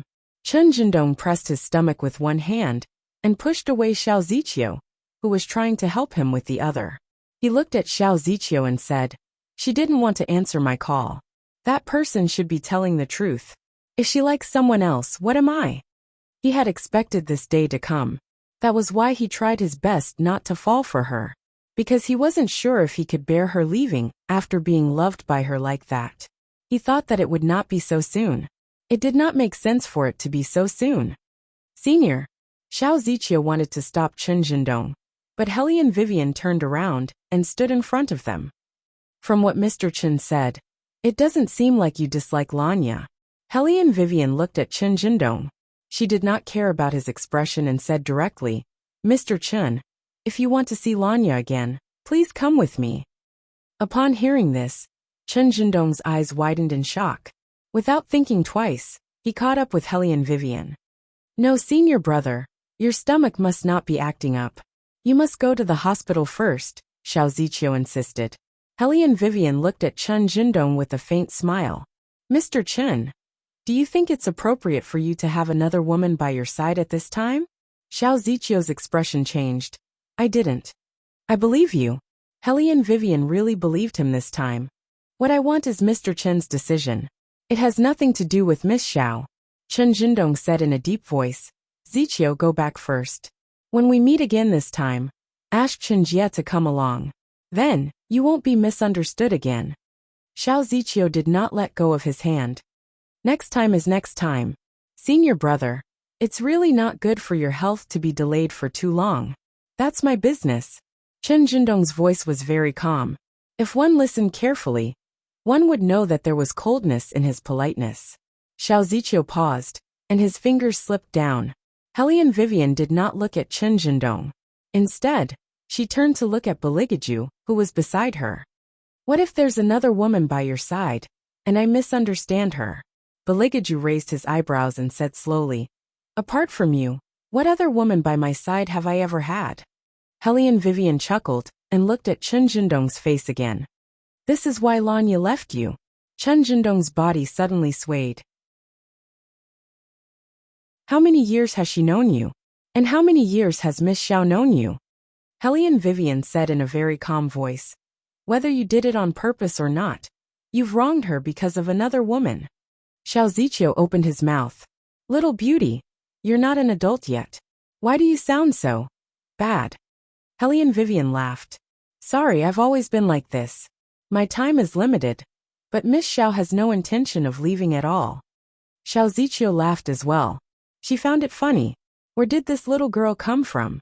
Why did she have to care about their business? Senior, you can't possibly. Chen Jindong did not wait for Xiao Ziqiu to finish and said, you're right. Whether I did it on purpose or not, I shouldn't have anyone by my side except for her. But I still want to say that I've never done anything wrong to her. It doesn't matter who the other people are. Where is she? Helian Weiwei shrugged her shoulders and said unwillingly, Mr. Chen, to be honest, you're actually quite a jerk in my heart. However, I don't want to ruin the relationship between childhood sweethearts. Besides, I've been growing recently, otherwise, I really wouldn't want to help you. Bailey Jiaju listened to a certain someone's whisper, and the corners of his mouth curled up. He was completely spoiling her. She was so stubborn every time. But in the end, she still helped him. Xiao Ziqiu was concerned about Chen Jindong and wanted to follow them. This time, Chen Jindong's eyes were really cold. Xiao Ziqiu knew that it would not end well if she followed them, so she could only stay where she was. The three of them left the bar. Chen Jindong thought that Helian Vivian would bring him to a trustworthy place. But he did not expect that she would bring him to a hospital. This hospital was very special in Beijing. It only accepted patients with serious diseases. Those who entered it were either cancer patients or vegetative patients. Chen Jindong frowned. He did not know why, but he felt uneasy. Why did you bring me here? Mr. Shen, aren't you curious about how I met Lanya? Helian Vivian looked at him with a faint smile. Her kasaya swayed slightly. Actually, we're not friends. I'm a Taobao shop owner who specializes in yin and yang business. She came to me because she needed help. Chen Jindong's eyes darkened. What do you mean? Mr. Chen, haven't you always suspected that everything was planned by Lanya? Unfortunately, she didn't plan to not appear in front of you. She can't appear in front of you at all, because she's dead. Helian Vivian said the last sentence. Like a thug. Chen Jindong suddenly roared with reddened eyes. Take it back. Take back what you just said. After that, he chuckled and held his forehead with his hand.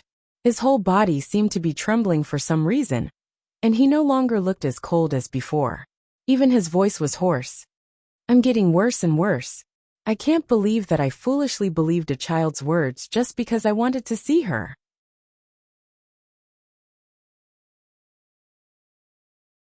Chapter 1033. Helian Vivian still wanted to say something, but Chen Jindong did not intend to listen anymore. She must be lying to him. That must be it. Chen Jindong did not give Helian Vivian a chance to speak. He turned around and left. His fluke mentality was tinged with a trace of madness. He walked very fast. And when he drove, it was more like he was racing. Chen Jindong did not go home. Instead, he went to Lanya's place. He still remembered how dismissive he was when she gave him the key. But now he pressed the doorbell, hoping that someone would open the door for him. He kept calling that number. It was still not in the service area. He had never experienced a moment where he couldn't find her.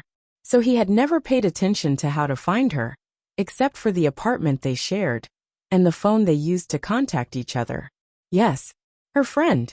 Chen Jindong turned on the phone again and paused. In the past 3 years, he had never cared about who her closest friends were.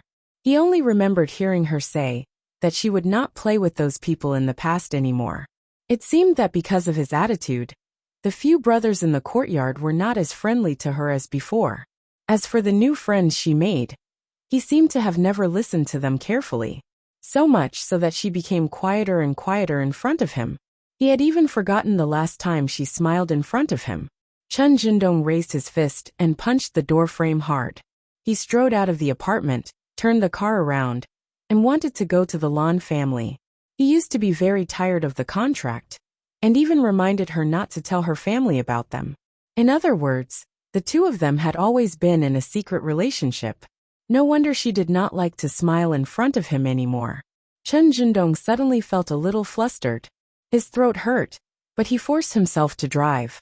He finally arrived at the Lan family's house. Strangely, there were only servants in the house. The Chen family and the Lan family were aristocratic families. Although he had deliberately avoided coming to the Lan family's house for the past 3 years. But Auntie Wang, who was cooking, still recognized him. Auntie Wang seemed to be very surprised to see him here. Chen Jindong did not say anything. He covered his painful stomach with one hand. For the first time in his life, he did not have manners. He went straight to the second floor and pushed open the wooden door of the room she lived in when she was young. No one. Her things were all there. But there was no one. Panting heavily, Chen Jindong walked over to her. There was a photo on the bedside table. It was a photo taken by Uncle Lan when they were 7 years old. The two of them sat on a small folding stool with their heads touching as they shared an ice cream. Chen Jindong did not understand. When they were young, he knew that he had to give in to her. Why did he let her suffer so much after they grew up? Young Master Chen. Aunt Wang finally caught up with him. She looked at Chen Jindong and panted slightly. Why are you here? Chen Jindong looked up and asked in a low, hoarse voice. Auntie Wang, where's Lanya? Where did she go? Did you go out to eat with Uncle and the others? Auntie Wang paused and stared at Chen Jindong for a while before she said, Young Master Chen, you're indeed estranged from eldest Mississippi. No wonder you don't know anything. Speaking of this, Auntie Wang's eyes were obviously red. But since Master and Young Master didn't inform you, they probably didn't plan to let you know. I read the news 2 days ago. Young Master Chen, you and Miss Xiao are very compatible. In the future, you'd better not come to the Lan family.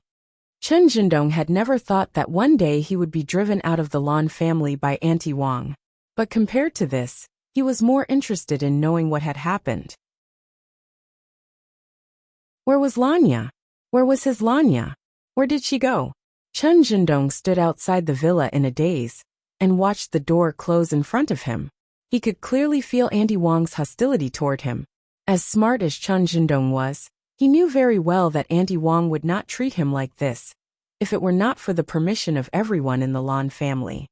Mr. Chen, do you really want to know why? Helian Weiwei walked out from the dark night, followed by the adorable His Highness. Chen Jindong's eyes were bloodshot. I knew from the beginning that Mr. Chen wouldn't believe me, so I prepared something. Helian Vivian took out her mobile phone and opened a few pictures, all of which were sent to her by Monkey. Some were clear and some were blurry, but they were not obstructive to the human eye. After seeing those pictures, Chen Jindong snatched Helian Vivian's mobile phone, his eyes shaking violently. Mr. Chen, you should be familiar with this car. Helian Vivian's voice was very calm. This car had an accident 5 days ago, not far from the hospital where you work. The investigation showed that the car owner disrupted the steering wheel in order to avoid oncoming cars, thus knocking down an eco-friendly tree. Due to the strong impact, The tree trunk broke and fell on the roof of the car. The car owner's mobile phone was damaged in the accident, and even the SIM card was crushed. There was no one in the passenger seat, and the driver was Lanya. As Chen Jindong listened, he clenched the mobile phone in his hand and tried hard to find any loopholes. He really hoped that these pictures were fake. However, no one knew better than him that there was indeed an accident near the hospital that day. This was because he was not performing surgery at that time. Instead, he was sitting outside and chatting with Xiao Ziqiu. The young nurse who came back from outside the hospital also mentioned that there was a big car accident at the corner of the hospital, and she did not know if the other party could be saved. Chen Jindong's face was getting paler and paler, to the point that he could not even feel the pain from his stomach. This was because there was one place that hurt more than his stomach. It was so painful that it was almost hollowed out. Helian Weiwei looked at him, but she did not stop what she was going to say. I can also tell you the reason why Lanya got into an accident that day. She was already in a bad mood when she saw you sitting together with Xiao Ziqiu. Furthermore, she had a fever for 2 days, so she couldn't avoid the car that crashed into her. It was the most fatal blow. Chen Jindong bent over in pain. It was as if the world was collapsing and breaking apart. It was all because of him. No wonder Auntie Wang kicked him out. If he were Auntie Wang, he would kill himself with a knife. Why did he talk to another woman at that time? Why didn't he know that she had an accident? Why didn't he notice that she had a fever when she left that day? Why was he the one who was alive, but she was the one who died? Chen Jindong reached out his hand and clutched the shirt in front of his chest so tightly that his knuckles turned white. He curled up on the ground like a desperate wolf and let out an unprecedented roar. He was filled with hatred, and there was only one person he hated, and that was himself.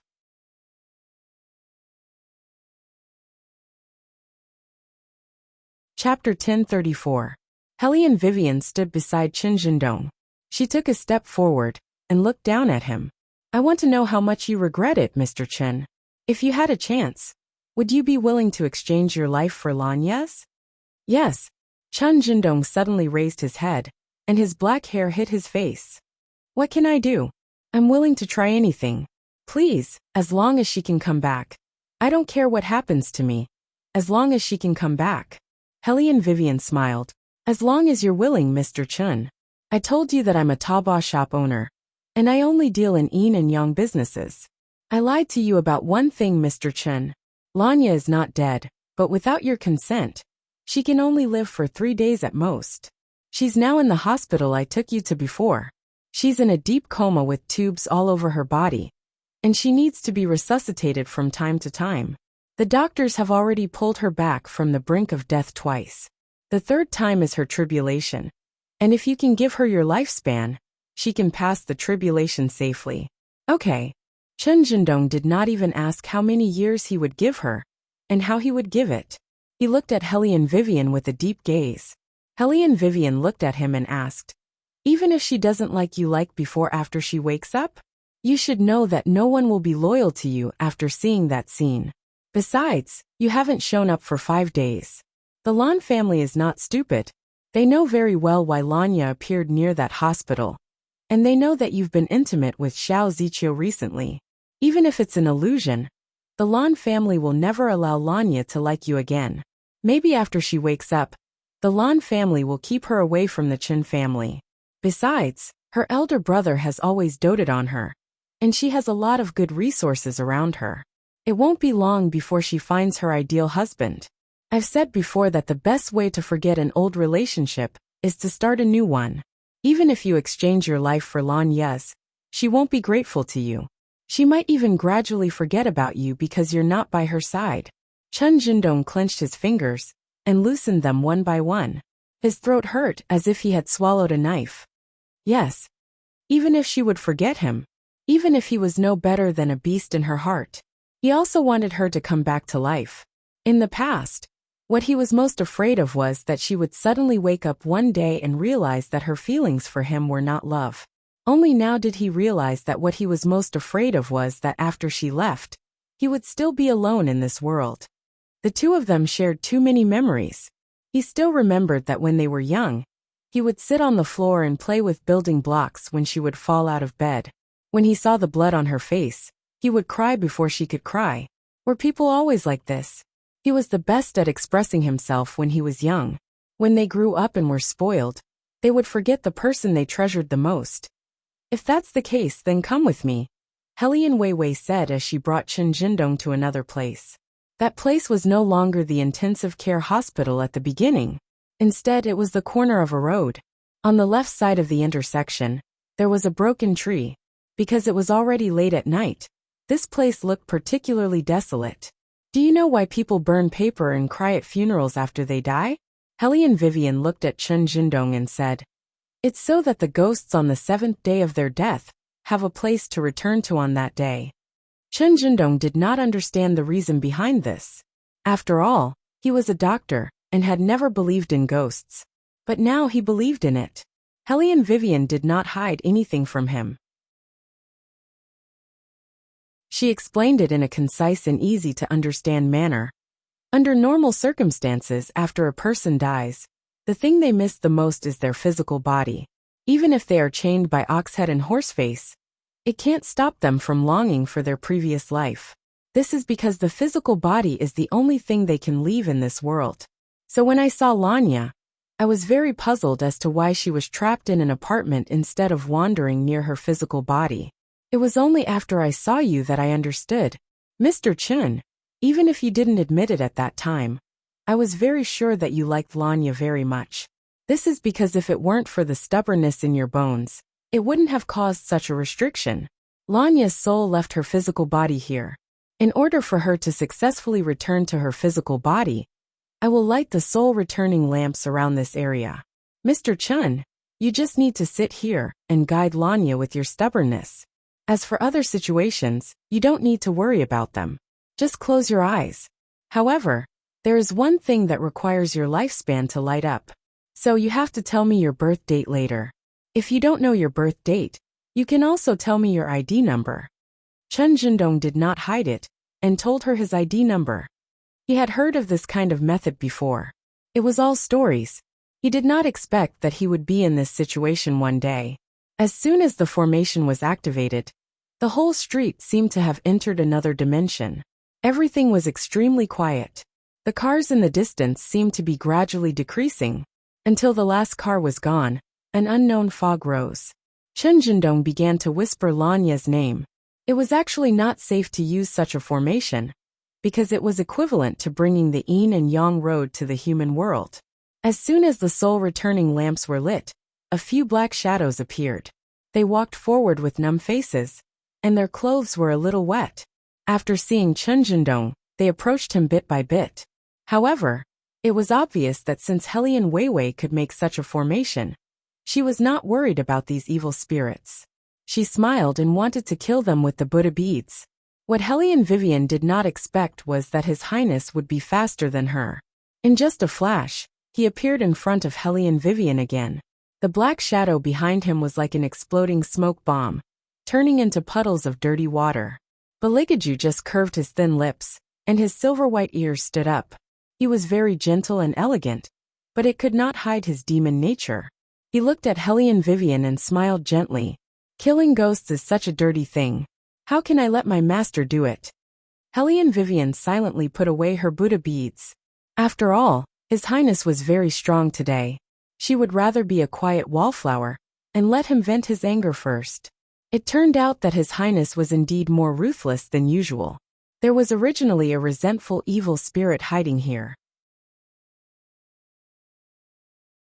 When it saw that the situation was not right, it wanted to escape, but it was also killed by His Highness. The evil spirits in the distance trembled. Who the hell said that those with long ears were cute and easy to deal with? Come out, I will definitely not kill you.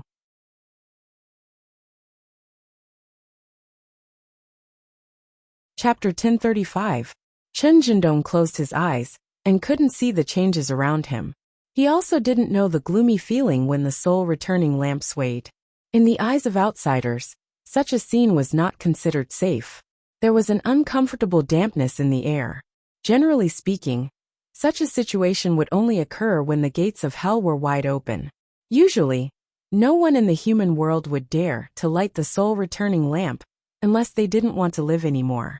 The Reapers originally wanted to see who had the guts to bring the Yin-Yang Road to the human world, and were about to take him to hell. Who would have thought? They were dumbfounded as soon as they arrived at the scene. In the smoke, Beligaju stood there with a malicious ghost under his feet. He turned sideways, and a cold light flashed in his eyes. What's the matter? No, no, no, no, no. The Reapers immediately retreated 10 meters and shook their heads in unison. Please continue, please continue. We're just passing by.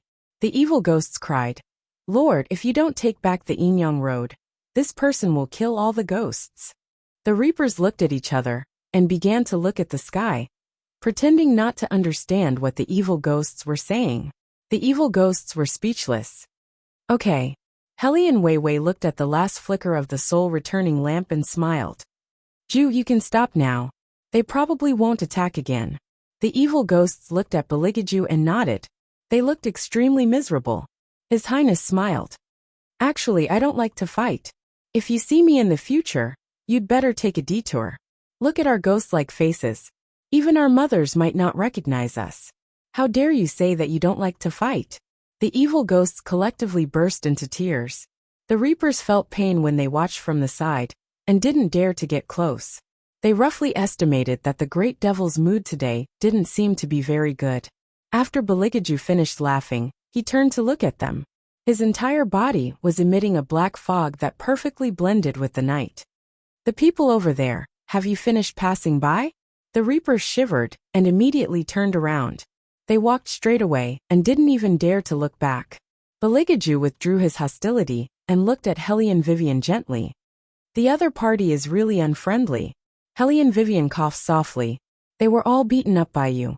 No matter how friendly they were, they could only kneel on the ground and call you Lord Ju. Master. Beligaju's silver ears twitched. That handsome face that could make even the moonlight pale had a trace of doubt, as if he was asking Hellion Vivian what she was thinking. That look was simply piercing straight into one's heart. Hellion Vivian hugged him and rubbed his head happily. She said domineeringly, they are indeed not very friendly. Next time you see them, continue to beat them up. The Reapers were speechless. Beligaju also reached out his hand and held Hellion Vivian's back. The corners of his mouth curled into a devilish smile. That damn order. He couldn't touch her to his heart's content. Okay, there's one last step. Hellion Vivian moved her fingers, and the prayer beads turned into a scimitar. It was the original form of the phoenix bone scimitar. The phoenix blood could condense souls. Chen Jindong, who was in charge of summoning souls, felt his head gradually become heavy. His body was sometimes cold and sometimes hot. Perhaps it was because his stomach was too painful. He couldn't even hold on and fell to one side. He didn't know what was going on. He couldn't open his eyes because of the pressure. He could feel that familiar aura around him. The person he didn't know how to cherish the most in the past. It seemed like she was right beside him. Chen Jindong wanted to speak, but he found that he couldn't move at all. He only had a trace of consciousness, and he couldn't even open his eyes. She seemed to be deliberately keeping a distance from him. She didn't hug or kiss him as usual when she saw him. Instead, she stood beside him and whispered wishes for him to be happy. Chen Jindong clenched his fingers tightly, but he still couldn't open his mouth. It was a bit like a ghost pressing down on the bed. His consciousness was clear, but his body couldn't wake up. She seemed to have misunderstood something. She laughed in his ear and said, I know you like Xiao Ziqiu very much, but why didn't you tell me that you like her so much? I told you from the beginning that if you like someone else, I would definitely set you free. Why do you have to make such a fuss? When did he like Xiao Ziqiu? Chen Jindong couldn't make a sound, and he couldn't express his feelings at all. He could only listen to her. Actually, if you told me earlier, you wouldn't think that I'm impatient every time you see me. Maybe in your mind, I'm a shameless and unprincipled person, but in fact, I know what's important and what's not. I don't know if you'll believe me this time, but I can really promise that I won't threaten you with the Lan family, and I won't take the initiative to see you or pester you. Whether it's in this life or the next, I can do it. So little brother Dong, you can rest assured. Little brother Dong. How long had it been since she called him that? Ever since the two of them got together, she liked to call him by his full name, because she said that since they were lovers, they couldn't just be buddies like before. And what did it mean to call him by that name again? Whenever Chun Jindong thought about it carefully, he would feel that his internal organs were hurting. She wouldn't take the initiative to see him or pester him. In fact, it was a breakup. In a real sense, it was a breakup that she said. It was a sentence that he couldn't avoid for a long time. And not only in this life, but also in the next life. Was she not going to appear in front of him again? In other words, from now on, Chun Jindong was no longer a special existence to Lanya. She would no longer take care of him like she used to. What's more, she wouldn't stretch out her hand and say, Jindong's stomach isn't good, I'll drink it for him. She even rejected him in the next life. Did she never want to come back? What should he do then? Chun Jindong started to feel very cold. His stomach was still cramping, as if something was pressing on his chest, making it difficult for him to breathe. Why? Why did she say such cruel words? Couldn't she come back? Come back to him? That's right. How could she come back to him? After being treated like that by him, she probably wouldn't forgive him anymore. But why did she have to include the next life? Could it be that he couldn't get her back even if he used his lifespan? Chun Jindong didn't know that Lanya said that because she had seen the interaction between him and Xiao Ziqiu in the past 2 days. Lanya had also advised him many times to let go of him, but none of them were more straightforward than this time. He showed her the difference in gentleness. When he was with Xiao Ziqiu, he was always more patient.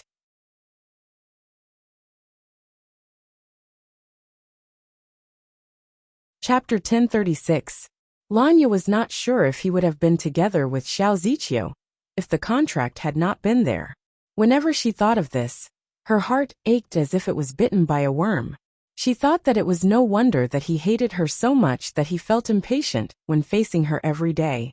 He even chased her out in the middle of the night, because he would not treat her gently. Lanya did not know what the shop owner said to him to make him agree to help her. After leaving the bar, she had been wandering around, as if she could not go back to the Lan family's house. If she had not heard his voice, she would have been dragged away by other evil spirits. Lanya chuckled softly. This should be the best ending for him. Lanya knew very well that the shop owner must have told Chun Jindong about her car accident to be able to persuade him to help her. Chun Jindong was so smart that he could figure out the reason as soon as he saw the accident site. She did not want him to think that she had an accident because of him. She did not want him to feel guilty. Now that he had helped the shop owner to find her soul, it should make him feel more relaxed and better to be with Xiao Ziqiu. Actually, she did not want him to know that something had happened to her. However, since it had come to this, there was no other way. She wanted him to know that she would not pester him anymore. He did not seem to believe it. Lanya shook her head with a bitter smile. However, she knew him very well. Through this incident, she could see that he still cared about her. She thought that he only hated her. It turned out that it was not because of her. That was enough. Otherwise, she could not bear the fact that the person who had loved her since she could remember hated her for the rest of her life. Even if she had to die, she did not want that. Because if that was the case, it would be too tragic. She had given so much love to one person. She did not expect to get a response, but she hoped that at least he would not hate her. She was not like what he thought. In order to get him, she would use all kinds of despicable means. She had always hoped that their relationship would be simpler. However, she had chosen the wrong way to start. Now she finally got some of the panic on his face. He was probably still worried about her. However, it was never the love she wanted. Lanya took one last look at Chun Jindong. As the soul-returning lamp was extinguished, her soul also disappeared into the white fog. In the deserted alley, the surrounding scenery started to spin again. Chun Jindong slowly opened his eyes from the pain. He could move now, but there was no one in front of him. He leaned against the cold metal beside him, thinking that when he woke up, he would see her safe and sound. But all he could see was a young girl in a kasaya and a silent boy. He stood up abruptly, his stomach twisting into a ball. With great effort, he asked the unimaginable guess. Did you fail? Why am I completely fine? I didn't fail. Hellion Vivian's voice was very faint. The soul-returning lamp doesn't need your birth date, but Lanya's. I was just fooling you just now. I didn't say anything about borrowing your lifespan. It's just that opening the Yin-Yang Road will attract a lot of evil spirits. These evil spirits will usually drag humans down to accompany them. With me here, of course you'll be safe. Chen Zhendong didn't care about the lie anymore. What about Lanya? Where is she? Since the soul-returning lamp has been extinguished, it means that she has gone back. Your obsession is still very necessary to keep the soul. She should be in the hospital, but I don't know if she's awake now. Hellion Vivian saw that her prayer beads had lit up again, which meant that she had completed another merit, so she was not worried about Lanya's subsequent problems. Chen Zhendong stood up with one hand on the ground, thanked Hellion Vivian in a low voice, and was about to look for her. Hellion Vivian looked at his back and said, "Although I lied to you about borrowing your lifespan, the rest of the situation is true. Lanya won't treat you like how she used to. Mr. Chen, you'd better be mentally prepared." Chen Zhendong suddenly stopped in his tracks. He paused for a few seconds before he started walking again. He rushed to the hospital that he usually wouldn't even go to at the fastest speed. He wanted Lanya to see him first after she woke up. However, he was really too naive. After Lanya's brother, Lan Shi, saw him, he didn't even talk to him. He turned his face and directly asked the bodyguards hired by the Lan family to block one of the corridors of the hospital. The shop owner was right. The Lan family had begun to find a way to isolate him from Lanya. It couldn't go on like this. At least let him sit in a place where he could see her and wait. However, it was obvious that Lan Shi hated him very much. Otherwise, he would have greeted him. He just sneered at him and said, "What are you doing here? I want to see her." What he said was true. Lan Shi didn't believe him. "Did Uncle Chen ask you to come? In fact, it's not necessary. My sister has been stubborn since she was born. She will be stupid the first time, but she won't be stupid the second time. You can go and live your own life. You don't have to pretend in the future. And you don't have to let her hide this and that in order to maintain the relationship between the Chen family and the Lan family. Our Lan family doesn't care about these things. Similarly, if such a man approaches her again, I will drive him far away." Chen Zhendong was unable to refute Lan Shi's words, because he had indeed done so in the past. However, this time, he really didn't think about those things. He just wanted to see her. Just a glance. However, Lan Shi just looked at him coldly, with a very indifferent expression. "Chen Zhendong, do you know when she was sent here?" "May 23rd. It has been 5 days since today. Even people who are not very familiar with her have come to care about her. And you are the last one to come. I am her brother, and she is the only girl in the Lan family. She is not delicate, and she has never made things difficult for anyone. Perhaps 3 years ago, when she came back trembling, and told me that I should have stopped her when you two were together. Do you know what is at the end of this corridor? It is a sterile ward. In the past 5 days, I have seen her being resuscitated twice. Each time, she really looked like she was about to die. The reason for this result was that after her car accident, no one could arrive at the scene in time. Chen Zhendong, you were in the hospital that day. I don't need to tell you how close you were to the scene of the car accident. You know very well in your heart. What were you doing at that time? Talking about everything with a female doctor from the same department. When she was dying, you were doing something wrong to her. I won't tell my father about this, and I won't tell Uncle Chen, but Chen Zhendong, don't even think about seeing Lanya again."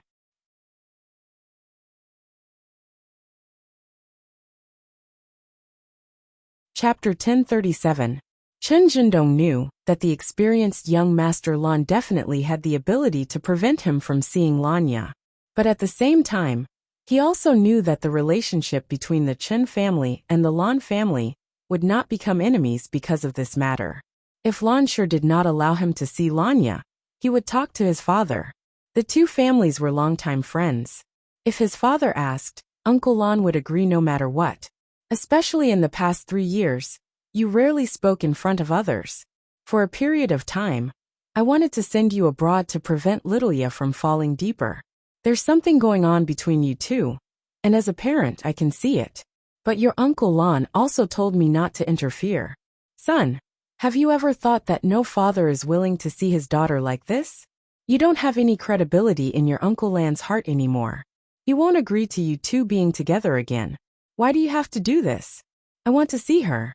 Chen Jindong sat with his head down and slowly clenched his hands on his lap. I just want to see her.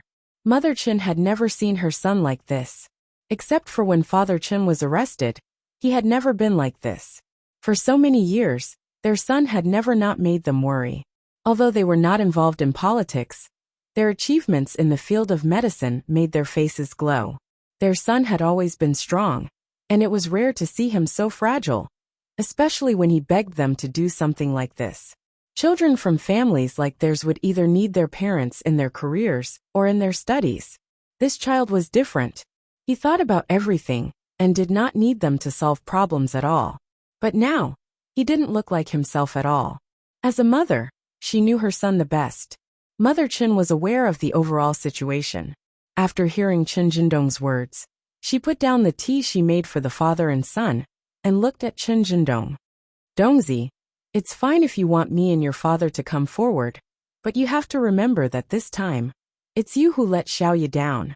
It's the Chen family who let the Lan family down. The Chen couple went to the hospital together and stayed for more than an hour. After all, they were family friends. The relationship between the previous generation was really good. The Lan family did not refuse Chen Jindong to visit Lanya again. However, when Lan Shi saw him again, there was a hint of mockery at the corner of his mouth that they only understood each other. It was as if he was saying that he could ask his parents to solve it if he could not. Chen Jindong did not care what Lan Shi thought of him. He only wanted to see that person now. Even if she was lying on the hospital bed, he still wanted to see her again. It was almost 5 o'clock in the morning. He opened the door and unexpectedly met the person on the hospital bed. Chen Jindong did not expect her to wake up. No one told him. Lan Shi had even chased him out the first time he had come. Chen Jindong's heart skipped a beat, and he just looked at her under the light. She seemed to have lost a little weight, and her skin was very pale. Sitting on the hospital bed, she was wearing a large hospital gown. Her slender wrists were exposed from inside, and the back of her hands seemed to have many needle holes. The traces of the car accident were very obvious.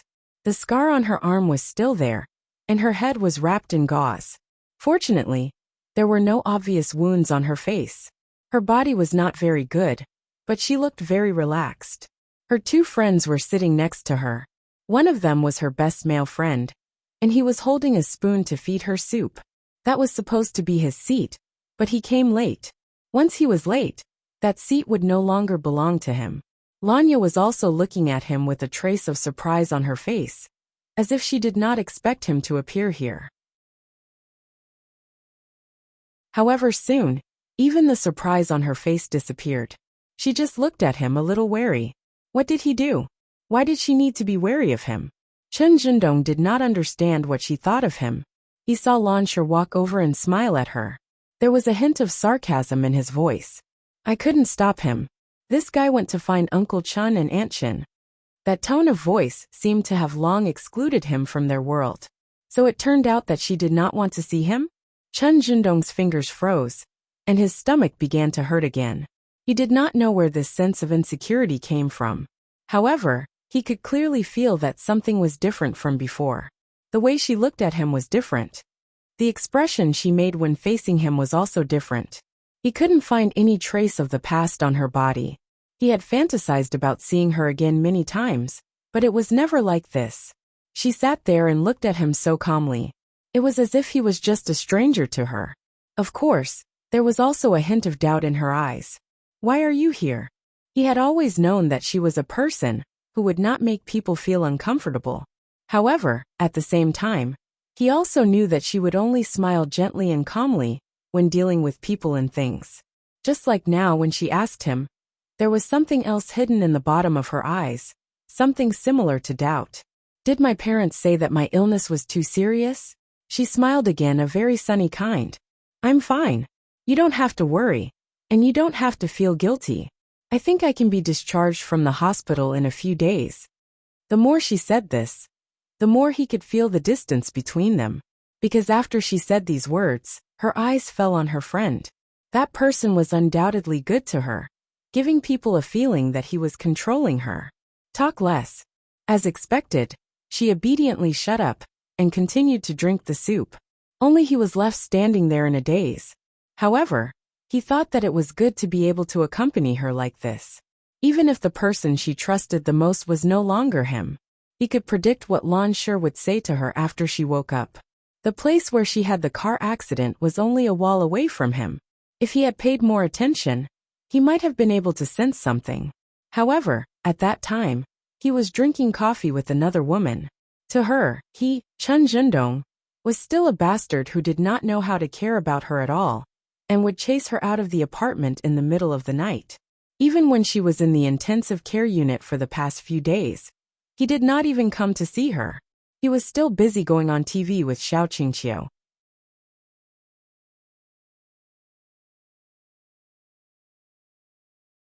Chapter 1038. He had thought that she would be angry about this, and he had also thought that she would be cold to him. But neither of them would be like this. She didn't complain at all, and it seemed that she accepted everything calmly.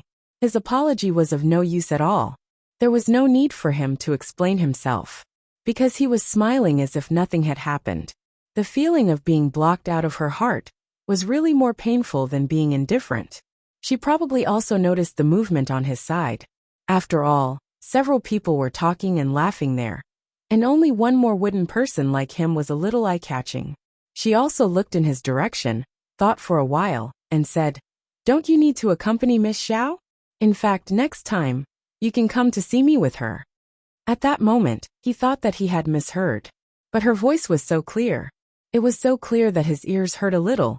Did she mean that she wanted him to come with other women? In other words, she didn't care who he was with at all?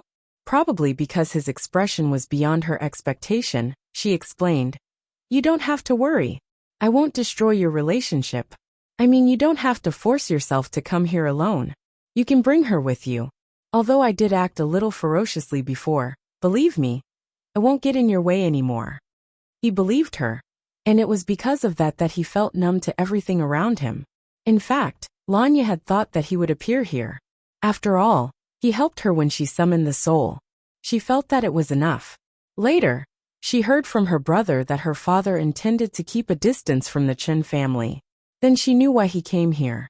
First of all, he was really worried about her. Second of all, he felt guilty.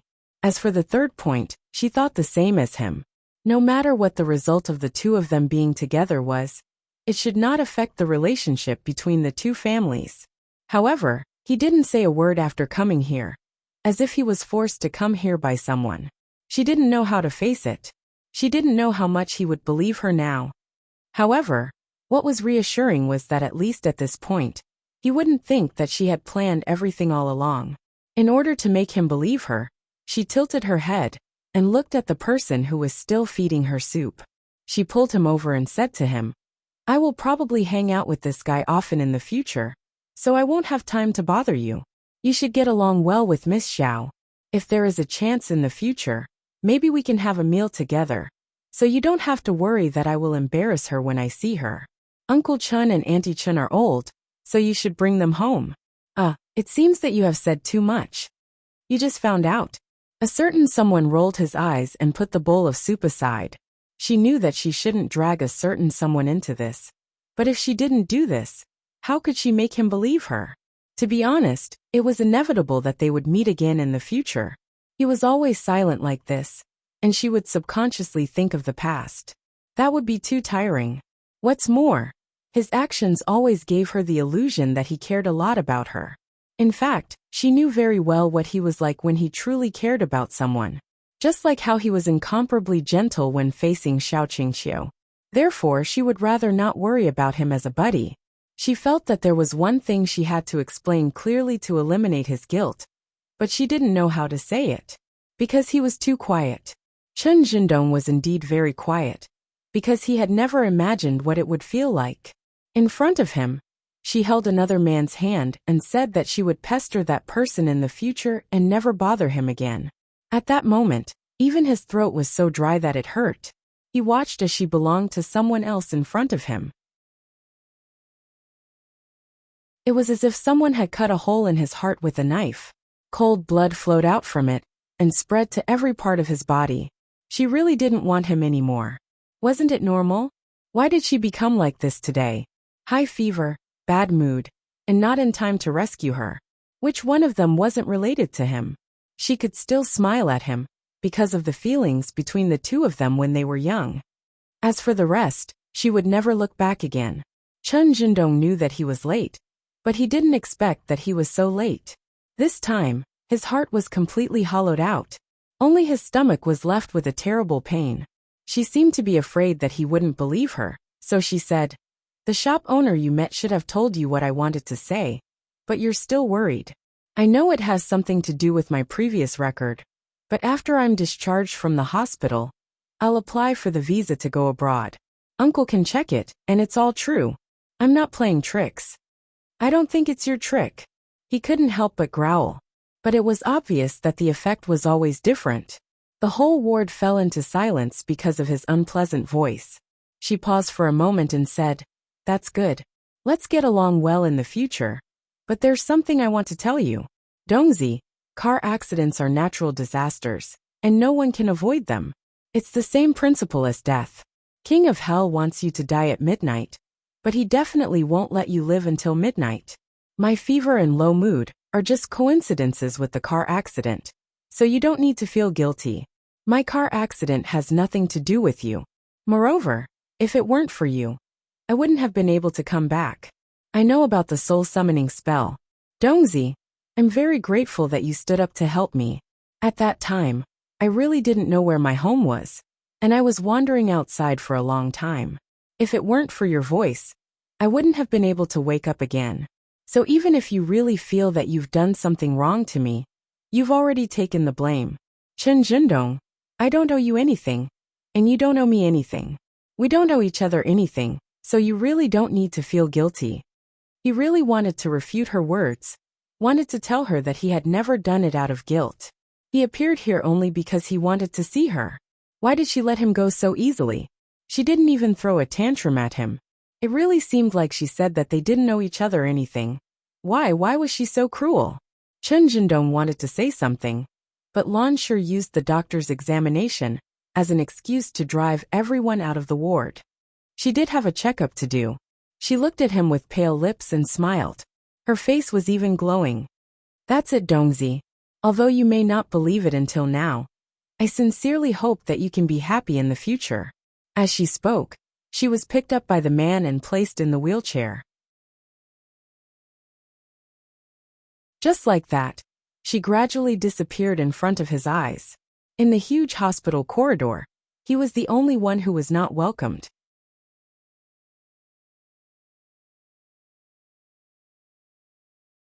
Chapter 1039.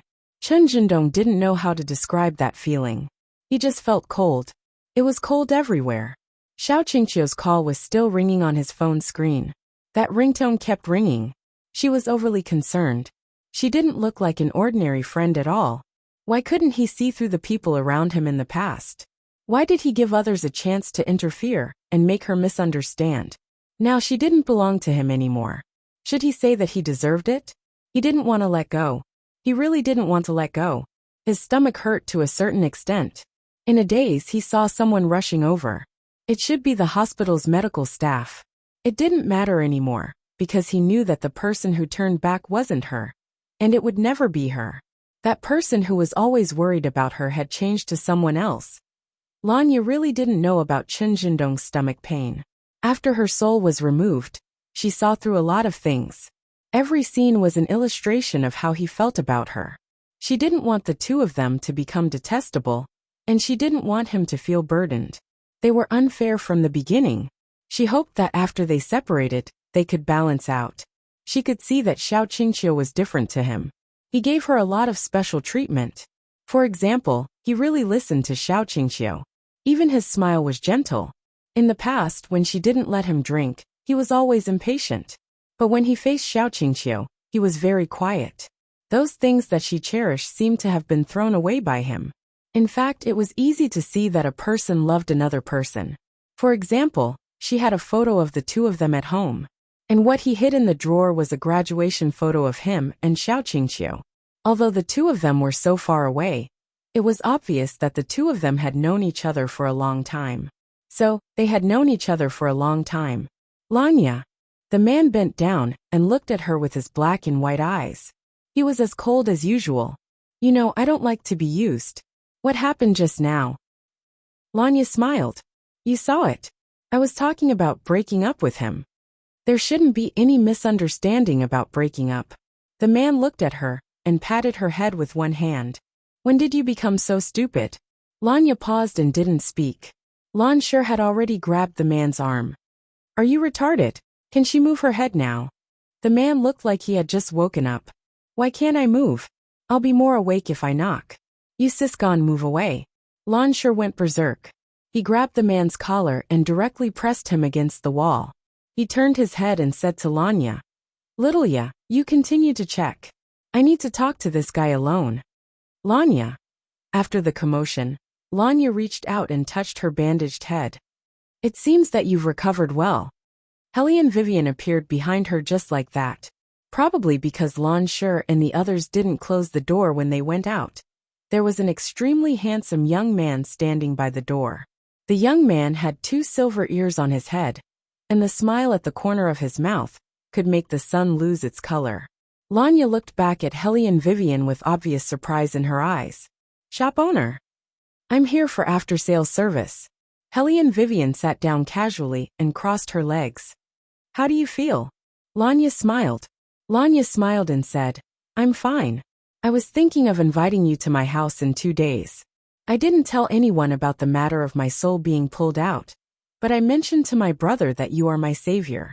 I told him that if you didn't send me to the hospital in time, I'm afraid I wouldn't have woken up until now.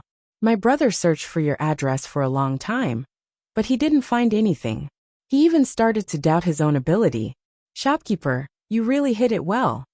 If you want to thank me, give me more tips and comments with pictures.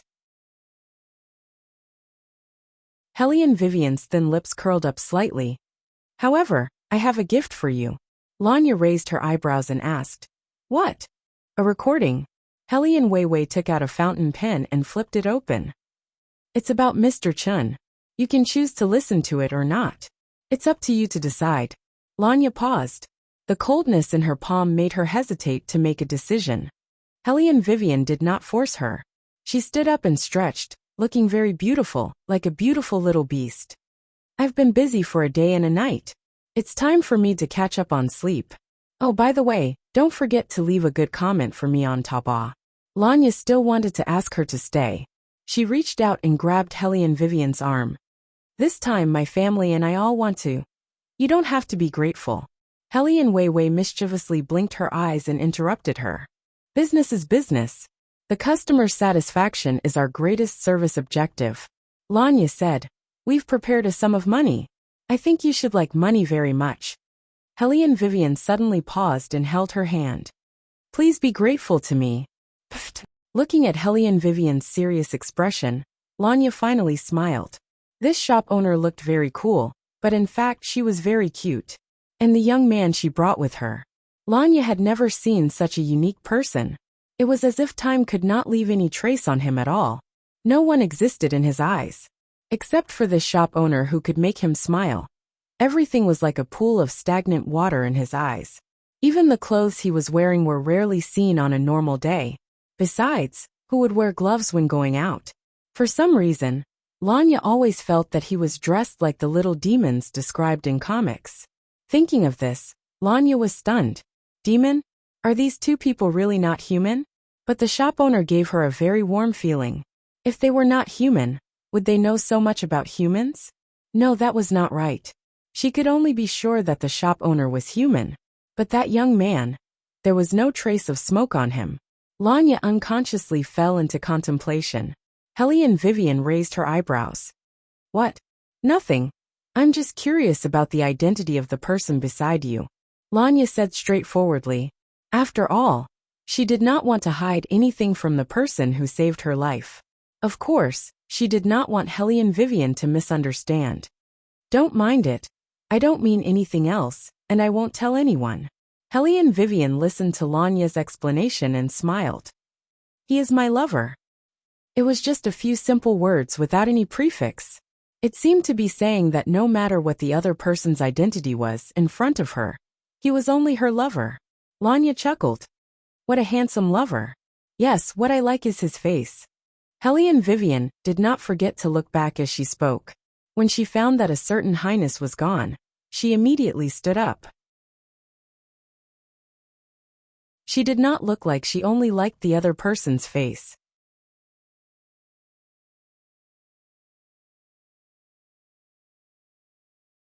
Chapter 1040. Lanya didn't expose her. She was always envious of this kind of relationship that seeped into her bones. The person you loved also happened to love you. This was probably the most wonderful thing. And she and Chen Jindong would never be together. Because Chen Jindong had his Xiao Qingqiu. After Hellion Vivian left, the doctor who examined Lanya walked in. The recording pen was in Lanya's pocket. She didn't open it to listen, but her fingers never left the recording pen. She was in a daze no matter what the doctor said to her. After Hellion Vivian handed the recording pen to Lanya, she didn't interfere much. After all, only the two of them knew whether to continue this kind of thing. Where did he go? Hellion Vivian looked around the ward, but she didn't see His Highness. She couldn't help but feel strange. After all, ever since she became small, that person had never left her sight. The sun rose higher and higher. When it shone down directly, it hit one's face, making it impossible to open one's eyes. And it was under such a strong sun. Elder Yu, who had finally gone out for a stroll, actually felt a chill coming from behind him. What's going on? The old man held the red string in his hand and circled it twice. He deliberately stopped for a moment, then turned around and squatted in a corner. The people who came and went were all looking back at him with deep meaning in their eyes. No wonder people say that there are many abnormal people in this hospital. Look, another one has gone crazy. Did the nurse not take care of him and run out of the ward? The people whispered to each other, but the old man acted as if he didn't hear them. He continued to lower his head and look around, as if he was guarding against thieves. Then he muttered in a low voice, "Strange, where did that cold air come from? I clearly felt that something bad was nearby. But why was it gone when I turned around? Did I shake it off?" "Old man." A deep voice came from the top of his head. Elder Yu waved his hand without raising his head. "I don't want a single yuan. If you want to give me more." "Who said I was going to give you money?" Her graceful nobility was mixed with a hint of mockery. It sounded very familiar.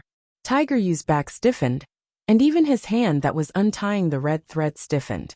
He slowly raised his head and looked at the person standing in front of him. Holy shit! The Emperor! And it was an upgraded version of the demonized version. Why was he here? Shouldn't this man be enjoying himself in the demon world? What? We haven't seen each other for thousands of years. Don't you recognize me? Baligaju smiled evilly. His white teeth bit into his black gloves. And then he gently spat them out, as if he was about to start cooking someone. Yu Lao immediately stood up and expressed his stance. How could this old man not know the Emperor? I'm just surprised that the Emperor is here. I was just about to greet the Emperor. Is that so? Unlike in front of Hellion Vivian, Baligaju was now in his adult form. He raised his eyebrows and looked at Elder Yu. Black fog spread out from behind him, as if the entire hospital's aura would be devoured by his demonic nature. Are you sure you didn't want to run away just now? Elder Yu shook his head like a rattle drum, and his attitude was very firm. Absolutely not. Very good. Baligaju reached out his hand, wanting to touch his red thread. Elder Yu was a person with a divine position. He thought that if the Emperor saw him and invited him to drink this time, he would definitely not fall for it again. Back then, it was because of a pot of wine that he was tricked by the Emperor and even lost 2 red threads. That was how he got married to the Phoenix. This time, he had to withstand any temptation. But Elder Yu never thought that he would actually rob him in broad daylight. He clearly knew that he couldn't beat him. Woo. What are you doing here? Beligaju casually fiddled with the red thread in his hand. Elder Yu felt that he had to protect these marriages well. If he couldn't win, he could only ask for external help. With this thought in mind, he snatched the red thread back from His Highness's hand and shouted at the passers-by. Help! This person is a demon. He wants to eat me. The passers-by who were shouted at. Beligaju glanced at him, then turned around and smiled at the passers-by. The passers-by immediately felt as if everything had been revived. There's something wrong with my family member's nerves. I can't persuade him to go back by myself.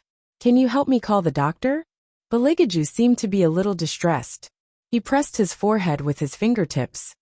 He always likes to bring himself into a deified world and see everyone as demons and ghosts. Seeing this, the passers-by immediately nodded. Don't worry, I'll inform the doctor after I go in. You calm him down first. Thank you so much. Beligaju's elegant etiquette had always been impeccable. You're welcome. Elder Yu stood at the side and watched in a daze as the person he was originally asking for help made a gesture of encouragement to Beligaju, as if he was about to complete an amazing mission. Then, he quickly ran into the hospital. He felt that he was retarded. How could he reveal the identity of the emperor? No one would believe him at all. What a pig's brain. The old man hit his own head with all his strength. Beligaju looked at him with a smile, and a dangerous aura came from him. I'm a demon? I want to eat you. Elder Yu, we've known each other for tens of thousands of years. Why don't you understand my taste? You're so old, so you won't be in my hunting range. Elder Yu. Why did he feel like he had been stabbed in the knee? Alright, let's talk. Why is your red thread so messy? Beligaju gently lifted the red thread with his fingertips, and there was a strong sense of oppression between his brows. The old man was about to cry. There were so many immortals in the world. Please don't bully me, okay? 2 days ago, he had already been beaten up by King of Hell for no reason. Why did he encounter such a great demon today? What happened to caring for the old man? Did something go wrong with the red thread? Bailey Jiaju chuckled. He appeared to be somewhat absent-minded, but the words that came out of his mouth went straight to the point. If this kind of thing is known by the heavenly axiom, your divine sense should be weakened by another layer. The old man knew that he couldn't deal with a certain someone, so he shrunk his shoulders and simply confessed everything. It turned out that he had come to the human world to drink and accidentally lost half of the red thread, almost ruining a couple's marriage. He was now trying to save it. Fortunately, the woman's luck is good. She seems to have met some kind of benefactor. Otherwise, it would really be a dead end. As Elder Yu spoke, he wiped the sweat on his forehead with his sleeve. When he thought about it, he felt that it was a false alarm. Beligaju roughly knew who the benefactor he was talking about was. He lowered his head and looked at the faintly discernible red threads, and his eyes flashed. It was just the most ordinary thing, but it could determine marriage. These red threads are all used by you. Where are the ones you haven't used?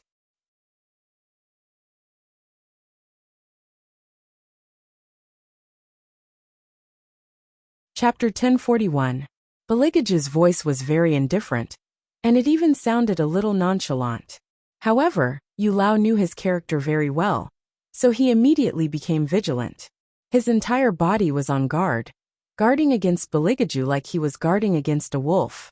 What does Emperor want to do? Give it to me. Bailey Jiaju's line of sight was lowered. No matter when one looked at his handsome appearance, it always gave people a feeling of superiority. It was a very simple word, but it was very stressful for Yu Lao. Emperor, that's not very good, right? Yu Lao felt that he had to learn to refuse, even if it was a little tactful. Unfortunately, Beligaju didn't want to be tactful with him. Do you want the heavenly axiom to know that you were drunk and neglected your duty? Yu Lao shook his head desperately. Beligaju looked at him and smiled. You can choose not to give it to me. After I snatch it, it'll be the same if I expose you to the heavenly axiom. How could this man always say such shameless words so naturally? Yu Lao's face was full of tears as he obediently placed the 2 red strings that he hadn't used before in Beligaju's hand. Emperor, what do you want the red strings for? He had to ask where they were going to go. This way, he could think of a way to change them. Baligaju raised his eyebrows. Of course it's for Phoenix to tie me up. What else can it be used for? Yu Lao was stunned. Aren't you going to help someone else? Do I look like I have so much free time? Bailey Jiaju glanced at him coldly. Yu Lao scratched the wall.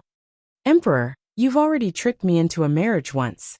If you hadn't drunk me back then, I wouldn't have made such a big mistake. Baligaju ignored him. He took the red strings and wanted to leave. Yu Lao's voice suddenly sank. If Phoenix knew your true intentions back then, things wouldn't have turned out this way. You've been scheming against her from the beginning. So what? Baligaju's footsteps only paused for a moment before he quickly left that place. Elder Yu was still looking at the pile of red strings and fretting. He didn't expect to see Hellion Vivian when he looked up after tidying up. It turned out that she had been standing there the whole time. It was just that she didn't speak and stayed in the corner. If she didn't walk out, no one would have seen her. Phoenix, Phoenix. Elder Yu's expression immediately changed. Could it be that she had heard everything? Hellion Vivian was more direct. What did he scheme against me? Ah, what scheme? Yu Lao played dumb and tried to change the topic. Hellion Vivian looked at him lazily and smiled. You don't have to tell me. As long as I go to the heavenly axiom to expose you, I will naturally know everything. Yu Lao, can you two not use the same trick? Yet this move shamelessly poked at his weak point. I'll tell you. Elder Yu let out a long sigh and began to recall what happened tens of thousands of years ago. That day it happened to be the Heavenly Axioms banquet. Snow Mountain wanted to introduce their fairy to the Emperor, so they asked me to be the matchmaker and talk to the Emperor. At the beginning of the banquet, nothing much happened.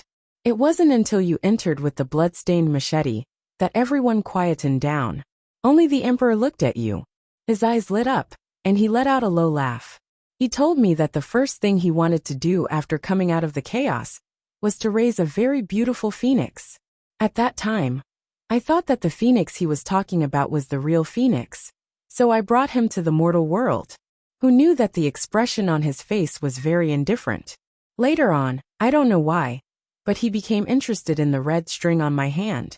It was probably because I told him that once the men and women in this world were tied by the red string and tied a dead knot, they would only belong to each other. That was why he took the red string and tied the two of you together. He said that the phoenix in the mortal world couldn't be compared to the one in Buddhism. The prouder something is, the happier it is when it submits to you. Only then did I know that the one he had always wanted to raise was you. Hellion Vivian quietly listened to Yu Lao's words and didn't say anything. She just looked at the mess in his hand and asked, Is your marriage fate wrong? Yu Lao couldn't figure out what Hellion Vivian was thinking. It's being remedied. One part of it is almost recovered. Yes, I know, because the benefactor you mentioned just now is me.